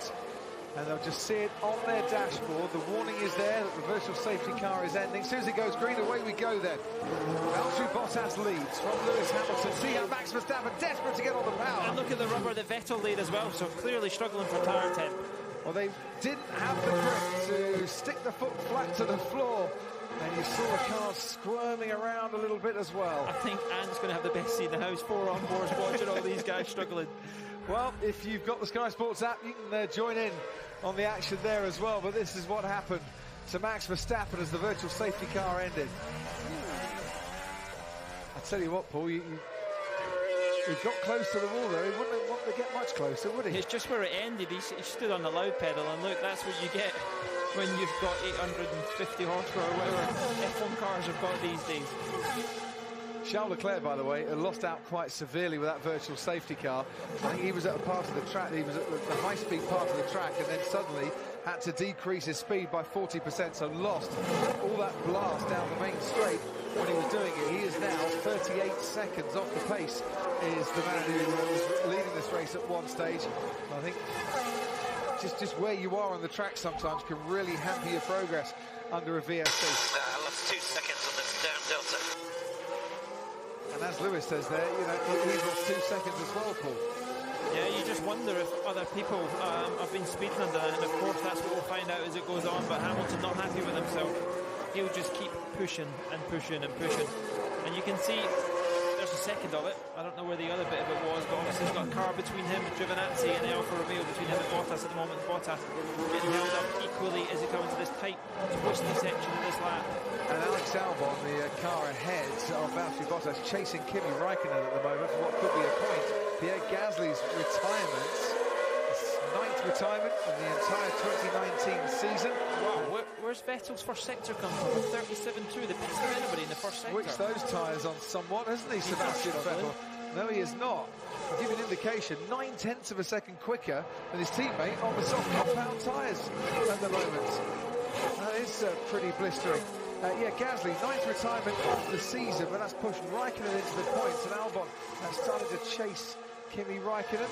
Valtteri Bottas gaining on them as well. Lando Norris has just put in a best time of this race behind his teammate Carlos Sainz now, because he pitted during the course of that virtual safety car. Obviously not having the grip that he wanted, so they've given him a chance to go and catch Carlos Sainz right at the end of this race. Bottas leads, and the gap is 2.8 seconds to Hamilton, 2.3 seconds to Sebastian Vettel, now 3.4 seconds to Max Verstappen. So the VSC has spread the field out a little bit, but definitely Hamilton and Vettel finding more pace in these early stages since the restart. Yeah, they are, and it's interesting that Vettel's just done his quickest lap, a 44.9, so that's a couple of tenths off the fastest lap that Max did just before that came out. So maybe just cooling the tyres down has helped the Ferrari more than anything, but you can see we're going to have to contend with all the cars around them, and I think get the feeling that Vettel's going to catch the bulk of them at the wrong bit of the lap and just lose that momentum. And Hamilton, he's desperately trying to push up to the back of Bottas and regain the 2 seconds he's lost, but there's a very clear bit on this lap, and that's where the flare is. And I wonder why he lost so much time, as he had issues with the delta that Hamilton had. It's either that, or if the virtual safety car started for him at turn 16, all that full throttle blast pull at around 205 miles an hour, he's got to decrease his speed by 40%. Now, if the others are in a more twisty part of the circuit, you decrease by 40%, but you don't lose as much time because you're not going as fast normally in that part of the track as you would be on the straights. As much as that, though? Well, it's possible. It's a 24-second full throttle blast, isn't it? Yeah. So it's possible. Okay, Max. Would like you to stay off the exit curb at turn 16, please. Stay off the exit curb at turn 16. Well, A, you lose a bit of time if you get on that exit curve, but B, you're not doing your car much good, I would imagine as well. Anthony, you've been riding on board at race control with Max Verstappen. What have you picked up? Well, just from that message, guys, I pick up that perhaps that's what damaged, they think, the gearbox of Pierre Gasly's car. And it's a message that they've seen it and they've now relayed to Max. And that makes an awful lot of sense as Lewis Hamilton puts in his personal best lap time. He's now 2 seconds behind Valtteri Bottas. Sebastian Vettel is hanging on in there as well, but he lost a bit of time picking his way through the traffic, and we head down to Ted. Well, reason for Grosjean retirement is brakes. And Norris, McLaren have given Norris quite a big job to do, haven't they? This is all about catching Perez for P6. But they've dropped Norris by making that extra stop behind his teammate. He's got 9 seconds now to close on Sainz, overtake him, and then try and overtake Perez with the new tyres. Let's see what happens. It's a gamble worth taking. They could swap the drivers at the end of this race, or last lap of this race, and not lose out in terms of overall points for the team. I think that's why they've done it. They've given Lando Norris a fresh set of tyres, which he might just have needed. Yeah, and it was a free stop because Stroll was significantly further. Excellent. Thank you very much, Ted Kravitz. So, we've lost from this race Daniel Ricciardo, Danny Kvyat and Romain Grosjean, as Ted was just mentioning there, plus Pierre Gasly. It could be a gearbox issue. 16 drivers running. We've not seen Bernd Mailander in the safety car come out, which is a rarity here in Baku. He's had pretty much an afternoon off so far. And we've not seen drivers hitting the barriers and crashes that we would normally expect. We've seen a lot of overtaking, Paul, but out in front, a tantalising top four that were concertinaing together, but since that virtual safety car quite worked out the way we were all hoping. No, it's not. If the safety car had come out, it might have been a bit closer, but those lap cars have really affected. And there's Bottas, just took the fastest lap away from Verstappen as well, so he gains that point as well.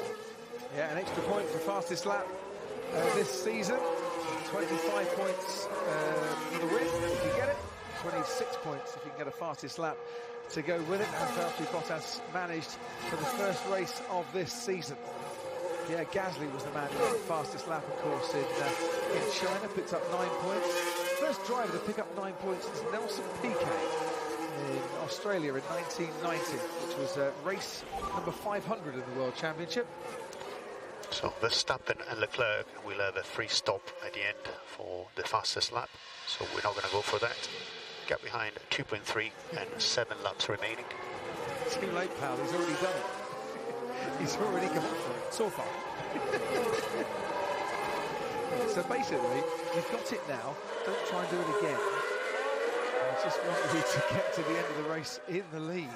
Leclerc, he's matched what Bottas done, all bar half a tenth. In fact, if you look at Bottas did a 44.488, Hamilton a 44.584, and Vettel a 44.834, and then Leclerc obviously a 44.550.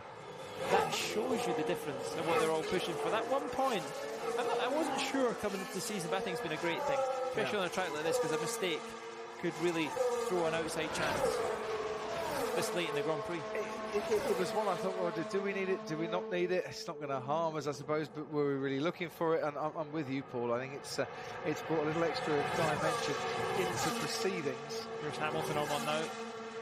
And is he going to take it from his teammate? Valtteri Bottas leads by 1.8 seconds. Hamilton didn't put in the fastest lap of this race, but he did manage to close up by a couple of tenths on his teammate. 6 laps to go, I should say, in this race. Hamilton keeps going. He might just find that he gets a bit of DRS towards the end, and he could challenge his team at the last lap. Paul di Resta, thank you very much indeed. You've got to run off now. So go and talk to a couple of Mercedes drivers and a Ferrari driver as part of the top 3. As it stands, Max Verstappen might have something to say about that if he can get his tyres switched on, if he can get them working the way that he would want. As it is, it's not really going Verstappen's way. Leclerc is way off the pace and lost a huge amount of pace behind the virtual safety car. The track temperature dropping now to 35 degrees, but the soft tyre is not performing the way I think the Ferrari would have wanted, with Leclerc at the ends and the medium tyre holding up pretty nicely.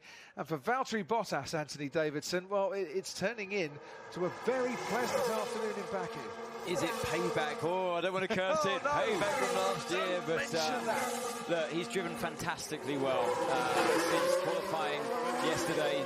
Put in a great lap, and but he's got his mirrors full of another silver arrow, and that Lewis Hamilton is not letting him go, and I didn't expect that he would. He's kept his tyres, both of them have kept their tyres to do the distance in this race, exactly as they were kind of, not instructed, but fed the information from their team. And yeah, I think thanks to that safety car period that they were able to just cool them off a bit, restart, and yeah, they've had not the dominant car today, but they clearly had the pace over Ferrari when they needed it. Did Ferrari leave Leclerc out too long? Where's Sebastian Vettel's pace towards the end? He just put in the personal best lap time for this race for himself. Could Max Verstappen have done without his teammate retiring for the race and inducing a virtual safety car? Would Verstappen have been right in there as well? There'll be a few questions we can all talk about in Ask Crofty after this race. Well, it looked like to me that Red Bull had the advantage when the tyres were right up to temperature and they were going long into the stint. We saw that with Pierre Gasly as well. I was looking at the lap times while you guys were busy looking at the front end, and his lap times were on par, if not better, than Charles Leclerc when they were on exactly the same strategy. They both started the race on the medium tyre, of course, and yeah, it seemed to be the main strength of the Red Bull, and that was robbed from them when they had the safety car, the virtual safety car. Don't forget, right at the start of this race, Hamilton got off the line superbly well, and they were challenging the two silver arrows each other going into turn one. Bottas stood his ground beautifully, was inches ahead going through turn one, extended that coming out of turn two, fought off the strong challenger Lewis Hamilton, and that is what set up this potential victory here this afternoon. A victory 12 months on from when he had the race win taken away from him through no fault of his own whatsoever, running over debris and getting a puncture with 3 laps to go. His teammate Lewis Hamilton was 1.3 seconds behind at the start of this lap. He's now 1.6 seconds behind. Bottas is just doing enough to keep Hamilton out of DRS range. Yeah, he had a couple of tenths advantage, did Bottas in that first sector of 37.1 compared to Lewis's 37.4. So, yeah, like you say, he's just keeping him at bay, doing just enough to keep him at bay, but keep his tyres alive as well. Very difficult game to play for these two drivers. They want to race each other, but they've got to look after their tyres at the same time. As it stands at the moment, Ted Kravitz, Valtteri Bottas will retake the championship lead, unless Lewis Hamilton sets the fastest lap. If he does that, then they'll be tied exactly. Don't say it. It's just as well he's finished. He's got ice going through his veins, Crofty. I would be absolutely doing my nut. Not only reminding myself what happened last year, but also you've only got Lewis Hamilton down behind. And another stop. Is this an attempt? Oh, this Surely is a Charles Leclerc attempt. It's got to be. The fastest lap. He does have, what's the gap? 29 seconds. Yeah. This is the one that they should have done earlier in the season, but didn't. Yeah, so he's got 29 seconds gap to Sergio Perez behind him, Charles Leclerc. So they can take it very easy. They don't, of course. Brand new set, because he didn't complete qualifying 3. Brand new set of the soft tyres. So that's what gives them the chance of doing this. So I would be amazed if he didn't get the fastest lap with this. But yeah, ice cool for Valtteri Bottas. The pressure of Hamilton from behind. But I tell you, Anthony, I know what you're saying, that you know, it hasn't been a Mercedes domination. It might as well have been. This was a must-win race for Sebastian Vettel. P3, and I know it's only 4 seconds, the gap from Hamilton to Vettel, but that might as well have been a domination. Look, I think we've all got to stop saying how Ferrari are going to be so fast at the next race, but Mercedes seem to be able to respond for whatever Ferrari throw at them this year. They keep turning up and executing it perfectly. And, yeah, I mean, like you say, although they haven't dominated, they are the fastest team this weekend, both on short run and long run. Leclerc has just come in for new tyres for the fastest lap. And Hamilton has DRS. It's not over yet, guys. It is not over yet. This Lewis will never give up. That is his, I think, key attribute as a racing driver. He has the fastest lap at the moment as well. His tenacity is beyond anything else. He's got DRS this time as well. Now Valtteri will really have to start working for this. Right, so Valtteri's going to have to defend. Lewis Hamilton's going to attack. Charles Leclerc's on a fastest lap. Ferrari came here thinking we've got pace and we've got speed, and that's what they showed in the early stages of the Azerbaijan Grand Prix weekend.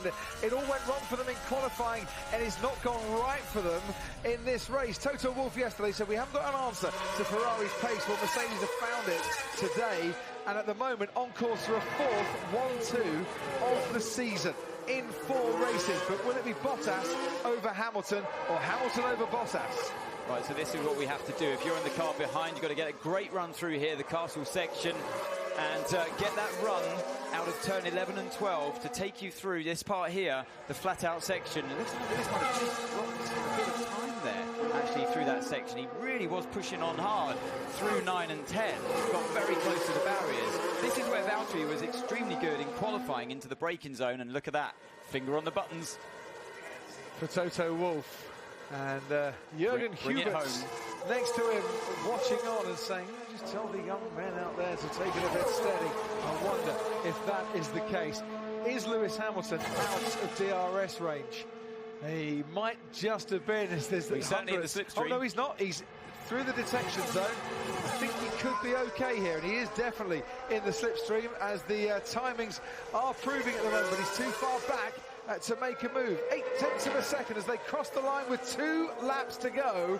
It's been 2 victories so far this season for Lewis Hamilton. It's been 1 victory so far this season for Valtteri Bottas. Hamilton still got DRS. Are things going to even themselves up at the top of the championship, or is Hamilton going to take a 3rd win?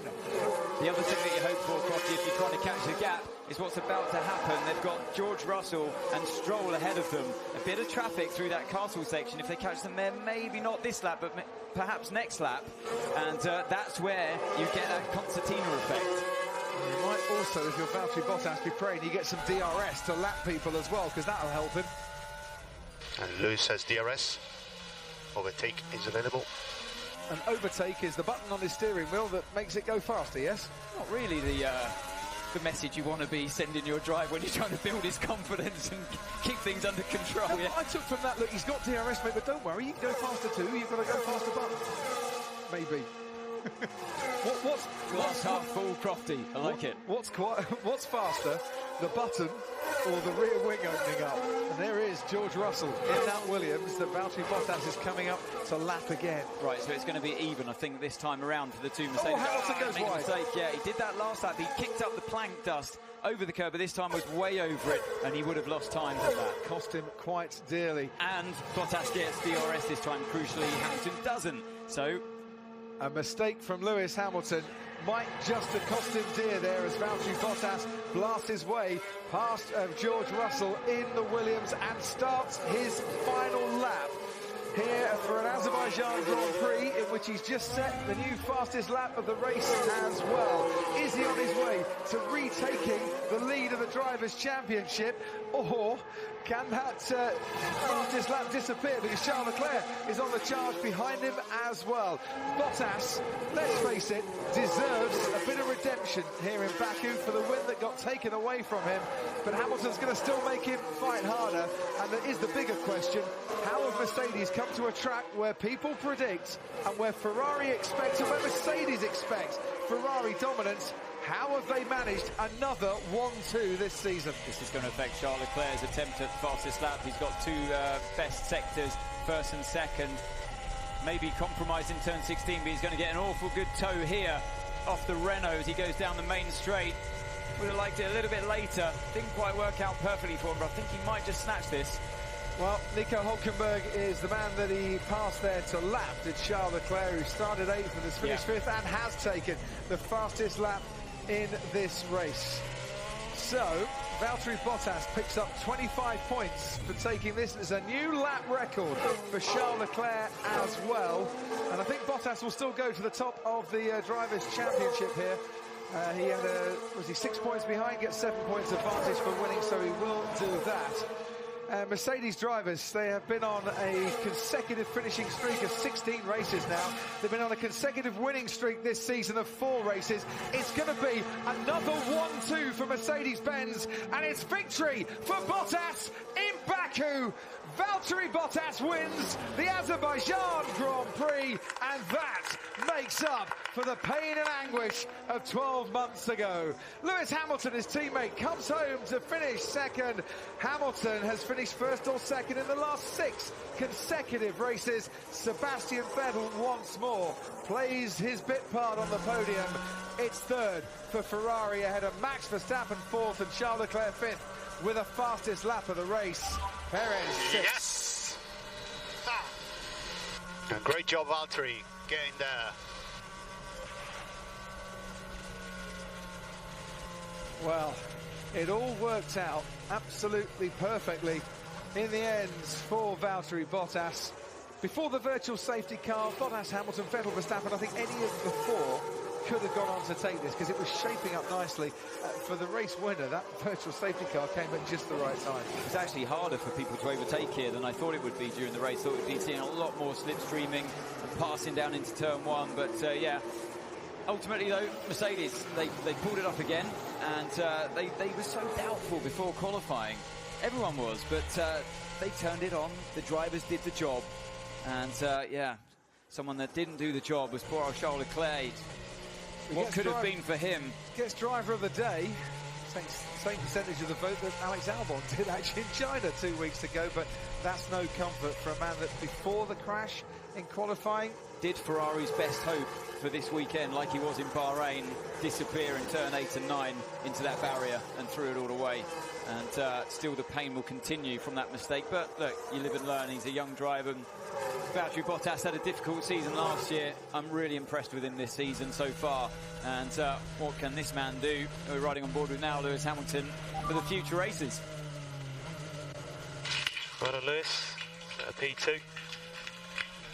Fourth P1 and 2 for the Mercedes. So awesome race today. Survived Baku for another year. Survival of the fittest. It's not his favourite circuit, no. And I think that's what that message was all about from Bono there. Yeah, he's a bit up and down here, hit or miss for Lewis, and yeah, survived Baku for another year. So look, he's going to Barcelona next, a much stronger circuit for Lewis, and if Valtteri can continue this fight, Crofty, in Barcelona and the next race is coming up, and take the fight to Lewis, and we have this repeatedly throughout the season, it's game on. but that's a tall order because this is a strong circuit for Bottas, and a lot of them have been as well. China, Bahrain isn't such a bad one as well. Melbourne, usually pretty strong there. We've got Sochi coming up. He's always strong in Sochi. But there are tracks, Austria is certainly one of them as well. There are tracks that he hasn't got as well at, but you do see a different Valtteri Bottas this season. A harder edged, a tougher, a man more able to respond to his teammates' challenge for this Definitely. And when I interviewed him on the Skypad yesterday... Amazing job, guys. Really, really strong. Really good job. So proud to be part of this, so thank you. Yeah, just, I was about to say, when I interviewed him yesterday on the Skypad, he was so positive, so determined he was going to have redemption from last year's race. And redemption he got, and leads the championship by 1 point from his teammate Lewis Hamilton. And Ferrari fans will not like this. They have 99 points after 4 races. Mercedes 173, a 74-point lead in the championship already for a Ferrari team that came into this season with confidence, with strength, with pace after winter testing, with the opportunity they thought to lay down a marker in this year's championship, and they have been put to one side by Mercedes consistently in the first 4 races. People think we're lying when we say Ferrari should be the strongest team on the track, but we're not. And the debrief at Maranello, I think, is going to be long and exhaustive and maybe exhausting after this weekend, because this is a race that the characteristics of their car suggest they should have taken. They needed to be making hay while they could, Crofty. They started the season with the fastest car. We saw it in Barcelona and in Melbourne. They arrived and Mercedes were the ones that stole it from them. Yeah. Well, they expected a harvest. They got a drought. Well, look, Mercedes are always going to have strong development curves through the season. We saw that last year as well in the year-long fight. But Mercedes have started well, could develop well. Ferrari are going to have to go back to the drawing board once again, regroup and come back fighting. It's Barcelona next. Sebastian Vettel getting used to shaking the hands of 2 silver arrows ahead of him there. Valtteri Bottas and Lewis Hamilton, 2 wins apiece this year. They had no answer, Ferrari. We keep saying Ferrari had the fastest car. They really did in Bahrain. Yeah. That was theirs to win. They threw it away. Valtteri, an absolutely perfect day you've had. Lights out to flag, bit of pressure from Lewis, but controlled and payback from last year and that win that went away. Yeah, indeed. It was actually a tough race, even though maybe not that much happening at the front, but obviously Lewis was putting pressure all the time, so I could not do any mistakes, but honestly everything was under control, so I'm happy to see the checkered flag and get this first place. You're the calmest person I've seen back in control of this championship as well. You've had a very good start to the year. It's all about keeping the momentum up, and there's no better guy than Lewis putting the pressure on, but to get that job done, what does that mean going away from this Grand Prix back to Europe? It obviously means a lot, you know. It's incredible as a team on which kind of level we're performing now, so I already say to the guys, I'm so proud to be part of that, and we're all performing really, really well. And for me as well, it's only my 5th win, so of course it feels good and it carries on well. Well, I hope you can enjoy your Sunday night. You certainly deserve it after this weekend. Lewis, your teammate did a solid job, didn't he, all weekend? He just pipped you in qualifying, but you never let him out your sights today, and you were fighting all the way to the very end. Yeah, no, congratulations to Valtteri. He drove a fantastic race. He made no mistakes and truly deserved the win. It was all lost in qualifying, so there's not really much more for me to say. But it's a great result for the team. Honestly, this is the best start of the season we've ever had. So I want to pick that on the team. 4 1-2 finishes. I mean, how much credit do you owe to these guys year after year after year to give you a car to do a solid job like that? Well, I mean, it's a team effort. I mean, everyone back at the factory has been working non-stop every year. They come back more hungry for success. And it's a true testament just to the strength and depth within the team. So really proud of everyone and really grateful to be a part of it. It was a really great race. For once, we've been able to push the whole way. So it's pretty cool. Cool. All the best.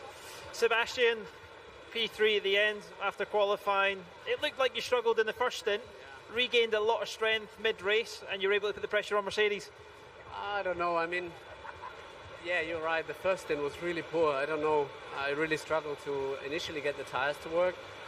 And I think they were too cold, and then I damaged them, and by the time they were hot, they were damaged, so it was never really working. I was really uncomfortable, inconsistent, just couldn't get a feel and confidence for the car, so that's usually not so good around here.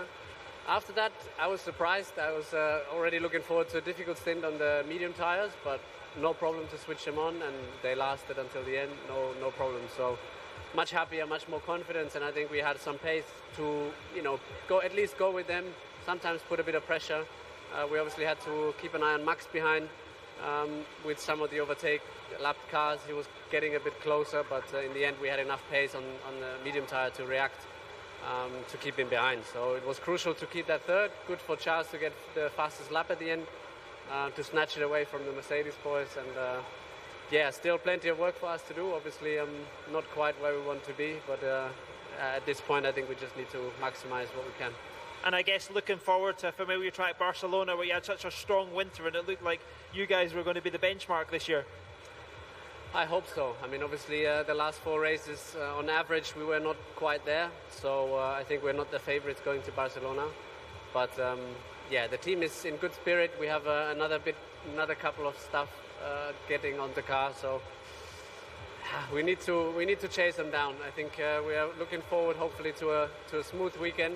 Our first 4 weekends haven't been that smooth, so but it will be crucial to catch them and turn the things around. I guess I know which team's going to be working harder to the next Grand Prix. And I don't think Sebastian Vettel needed to say much to Hit that the nail final on the question. Nail on the head. They need a smoother weekend, Crofty. And they didn't get it this weekend. Once again, the pot of gold at the end of that particular rainbow probably has Mercedes' name on it. Valtteri Bottas wins from Lewis Hamilton, Sebastian Vettel third. Max Verstappen finishes fourth ahead of Charles Leclerc, who got the fastest lap. Double points finish for Racing Point, Sergio Perez and Lance Stroll. A double points finish for McLaren, Sainz ahead of Norris. They did it here in Baku last year, and they haven't done it since. Today, they managed it again. Kimi Räikkönen keeps up his record of scoring points in every race this season from the pit lane to 10th place in the final points finish. His teammate Giovinazzi behind Alexander Albon in 12th place. And we lost from this race. Pierre Gasly, Romain Grosjean, Danny Kvyat and Daniel Ricciardo. Williams were 2 laps down, but they've had a 100% finishing record in every race so far this season. George Russell and Robert Kubica. And, well, you can't change the sign mid-race. It didn't ignite the city. It didn't ignite Ferrari's championship challenge. And let's have a little listen to the drivers, shall we, in the cool-down room. Valtteri Bottas, Lewis Hamilton and Sebastian Vettel, and hear what they've got to say.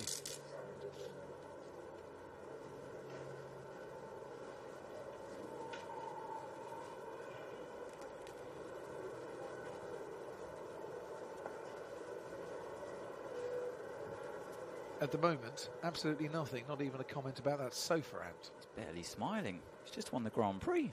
He should be a very happy man.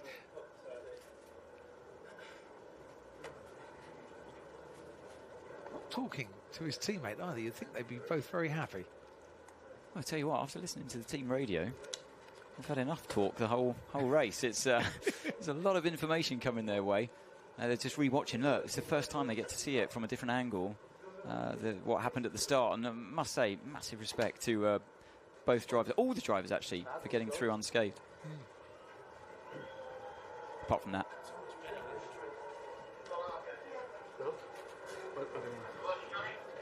In the beginning, not. Yeah, I thought it was.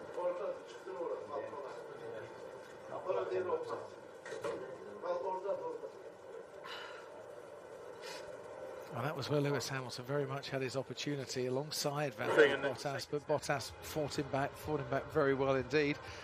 And Esteban Ocon went into this year thinking, oh, there's half a chance I might nick Valtteri Bottas' seat by the end of the season. And it's not turning out that way. I'm sure he didn't think that. There'll be other seats opening up for him.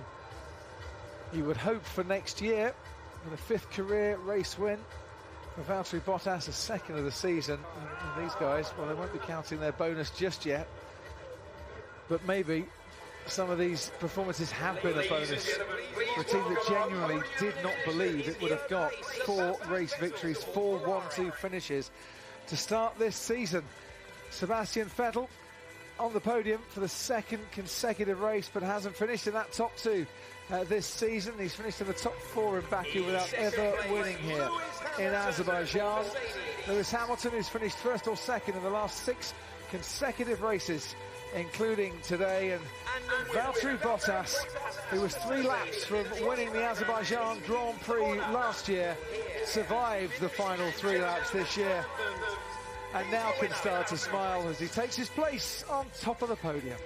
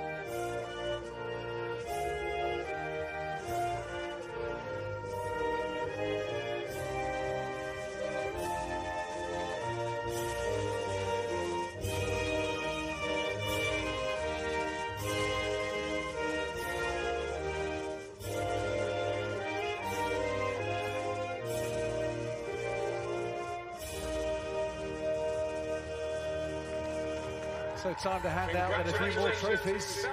So the trophy cabinet collection at Brackley.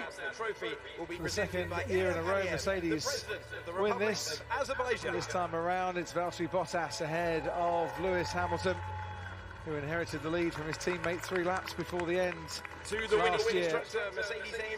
I'll tell you what, the debriefs that go on for Mercedes after these races at the moment, I would imagine far happier than they ever really would have imagined going into this season.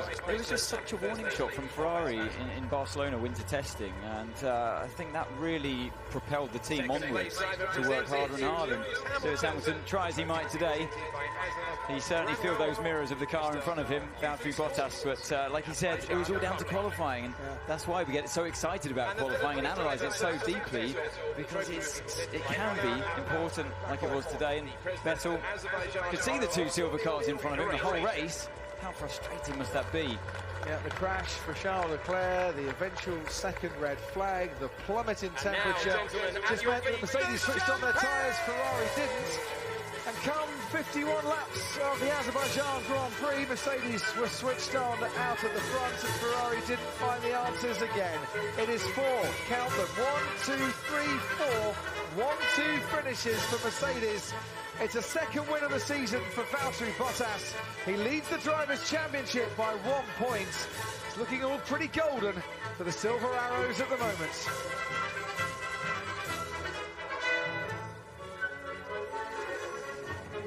Yeah, it really is, and well done to Valtteri Bottas. It feels like redemption for him after the puncture that occurred within 3 laps of the end last time around. Lewis Hamilton on his tail for most of that race, but as he said, credit to his teammate. He didn't make a mistake, and Ferrari, well, their woes continue, because after how powerful they looked in testing, it's just not worked out for them, has it, in the first 4 races of the season. They've fallen 74 points behind already in the Constructors, and as well they might celebrate. So 5th win for Valtteri Bottas. Paul de Restre is alongside me. Paul, yeah, I mean, it's just dominance at the moment, isn't it? But I'm not sure we're expecting it to run like this early on. Their execution's just incredible, isn't it? How they were 1.5 seconds slower in FP3 before qualifying. They managed to get close. They managed to steal pole position. Okay, Leclerc made that mistake, but their opportunities, they just grab with both hands. And to have 4 consecutive 1-2s where they are, and both guys doing a very solid job, both guys pushing each other all the way. This championship is firmly in their hands at the moment, and that's what Ferrari need to bounce back in Barcelona, and they need to stop the momentum. As you said, the resurgence of Valtteri Bottas, though, is one of the major stories of the opening 4 races, the first flyaways of the new season, and then we'll be on next time around onto more familiar pastures as we return to Barcelona, where Ferrari looks so good in testing. The Spanish Grand Prix is in a fortnight's time between the 9th and the 12th of May. Football, obviously, reaching a climax in the Premier League, massive one between Burnley and Manchester City, with Liverpool winning 5-0 on Friday night. That's on Sky Sports Premier League now. Manchester United against Chelsea is the later game on Super Sunday from 4:15.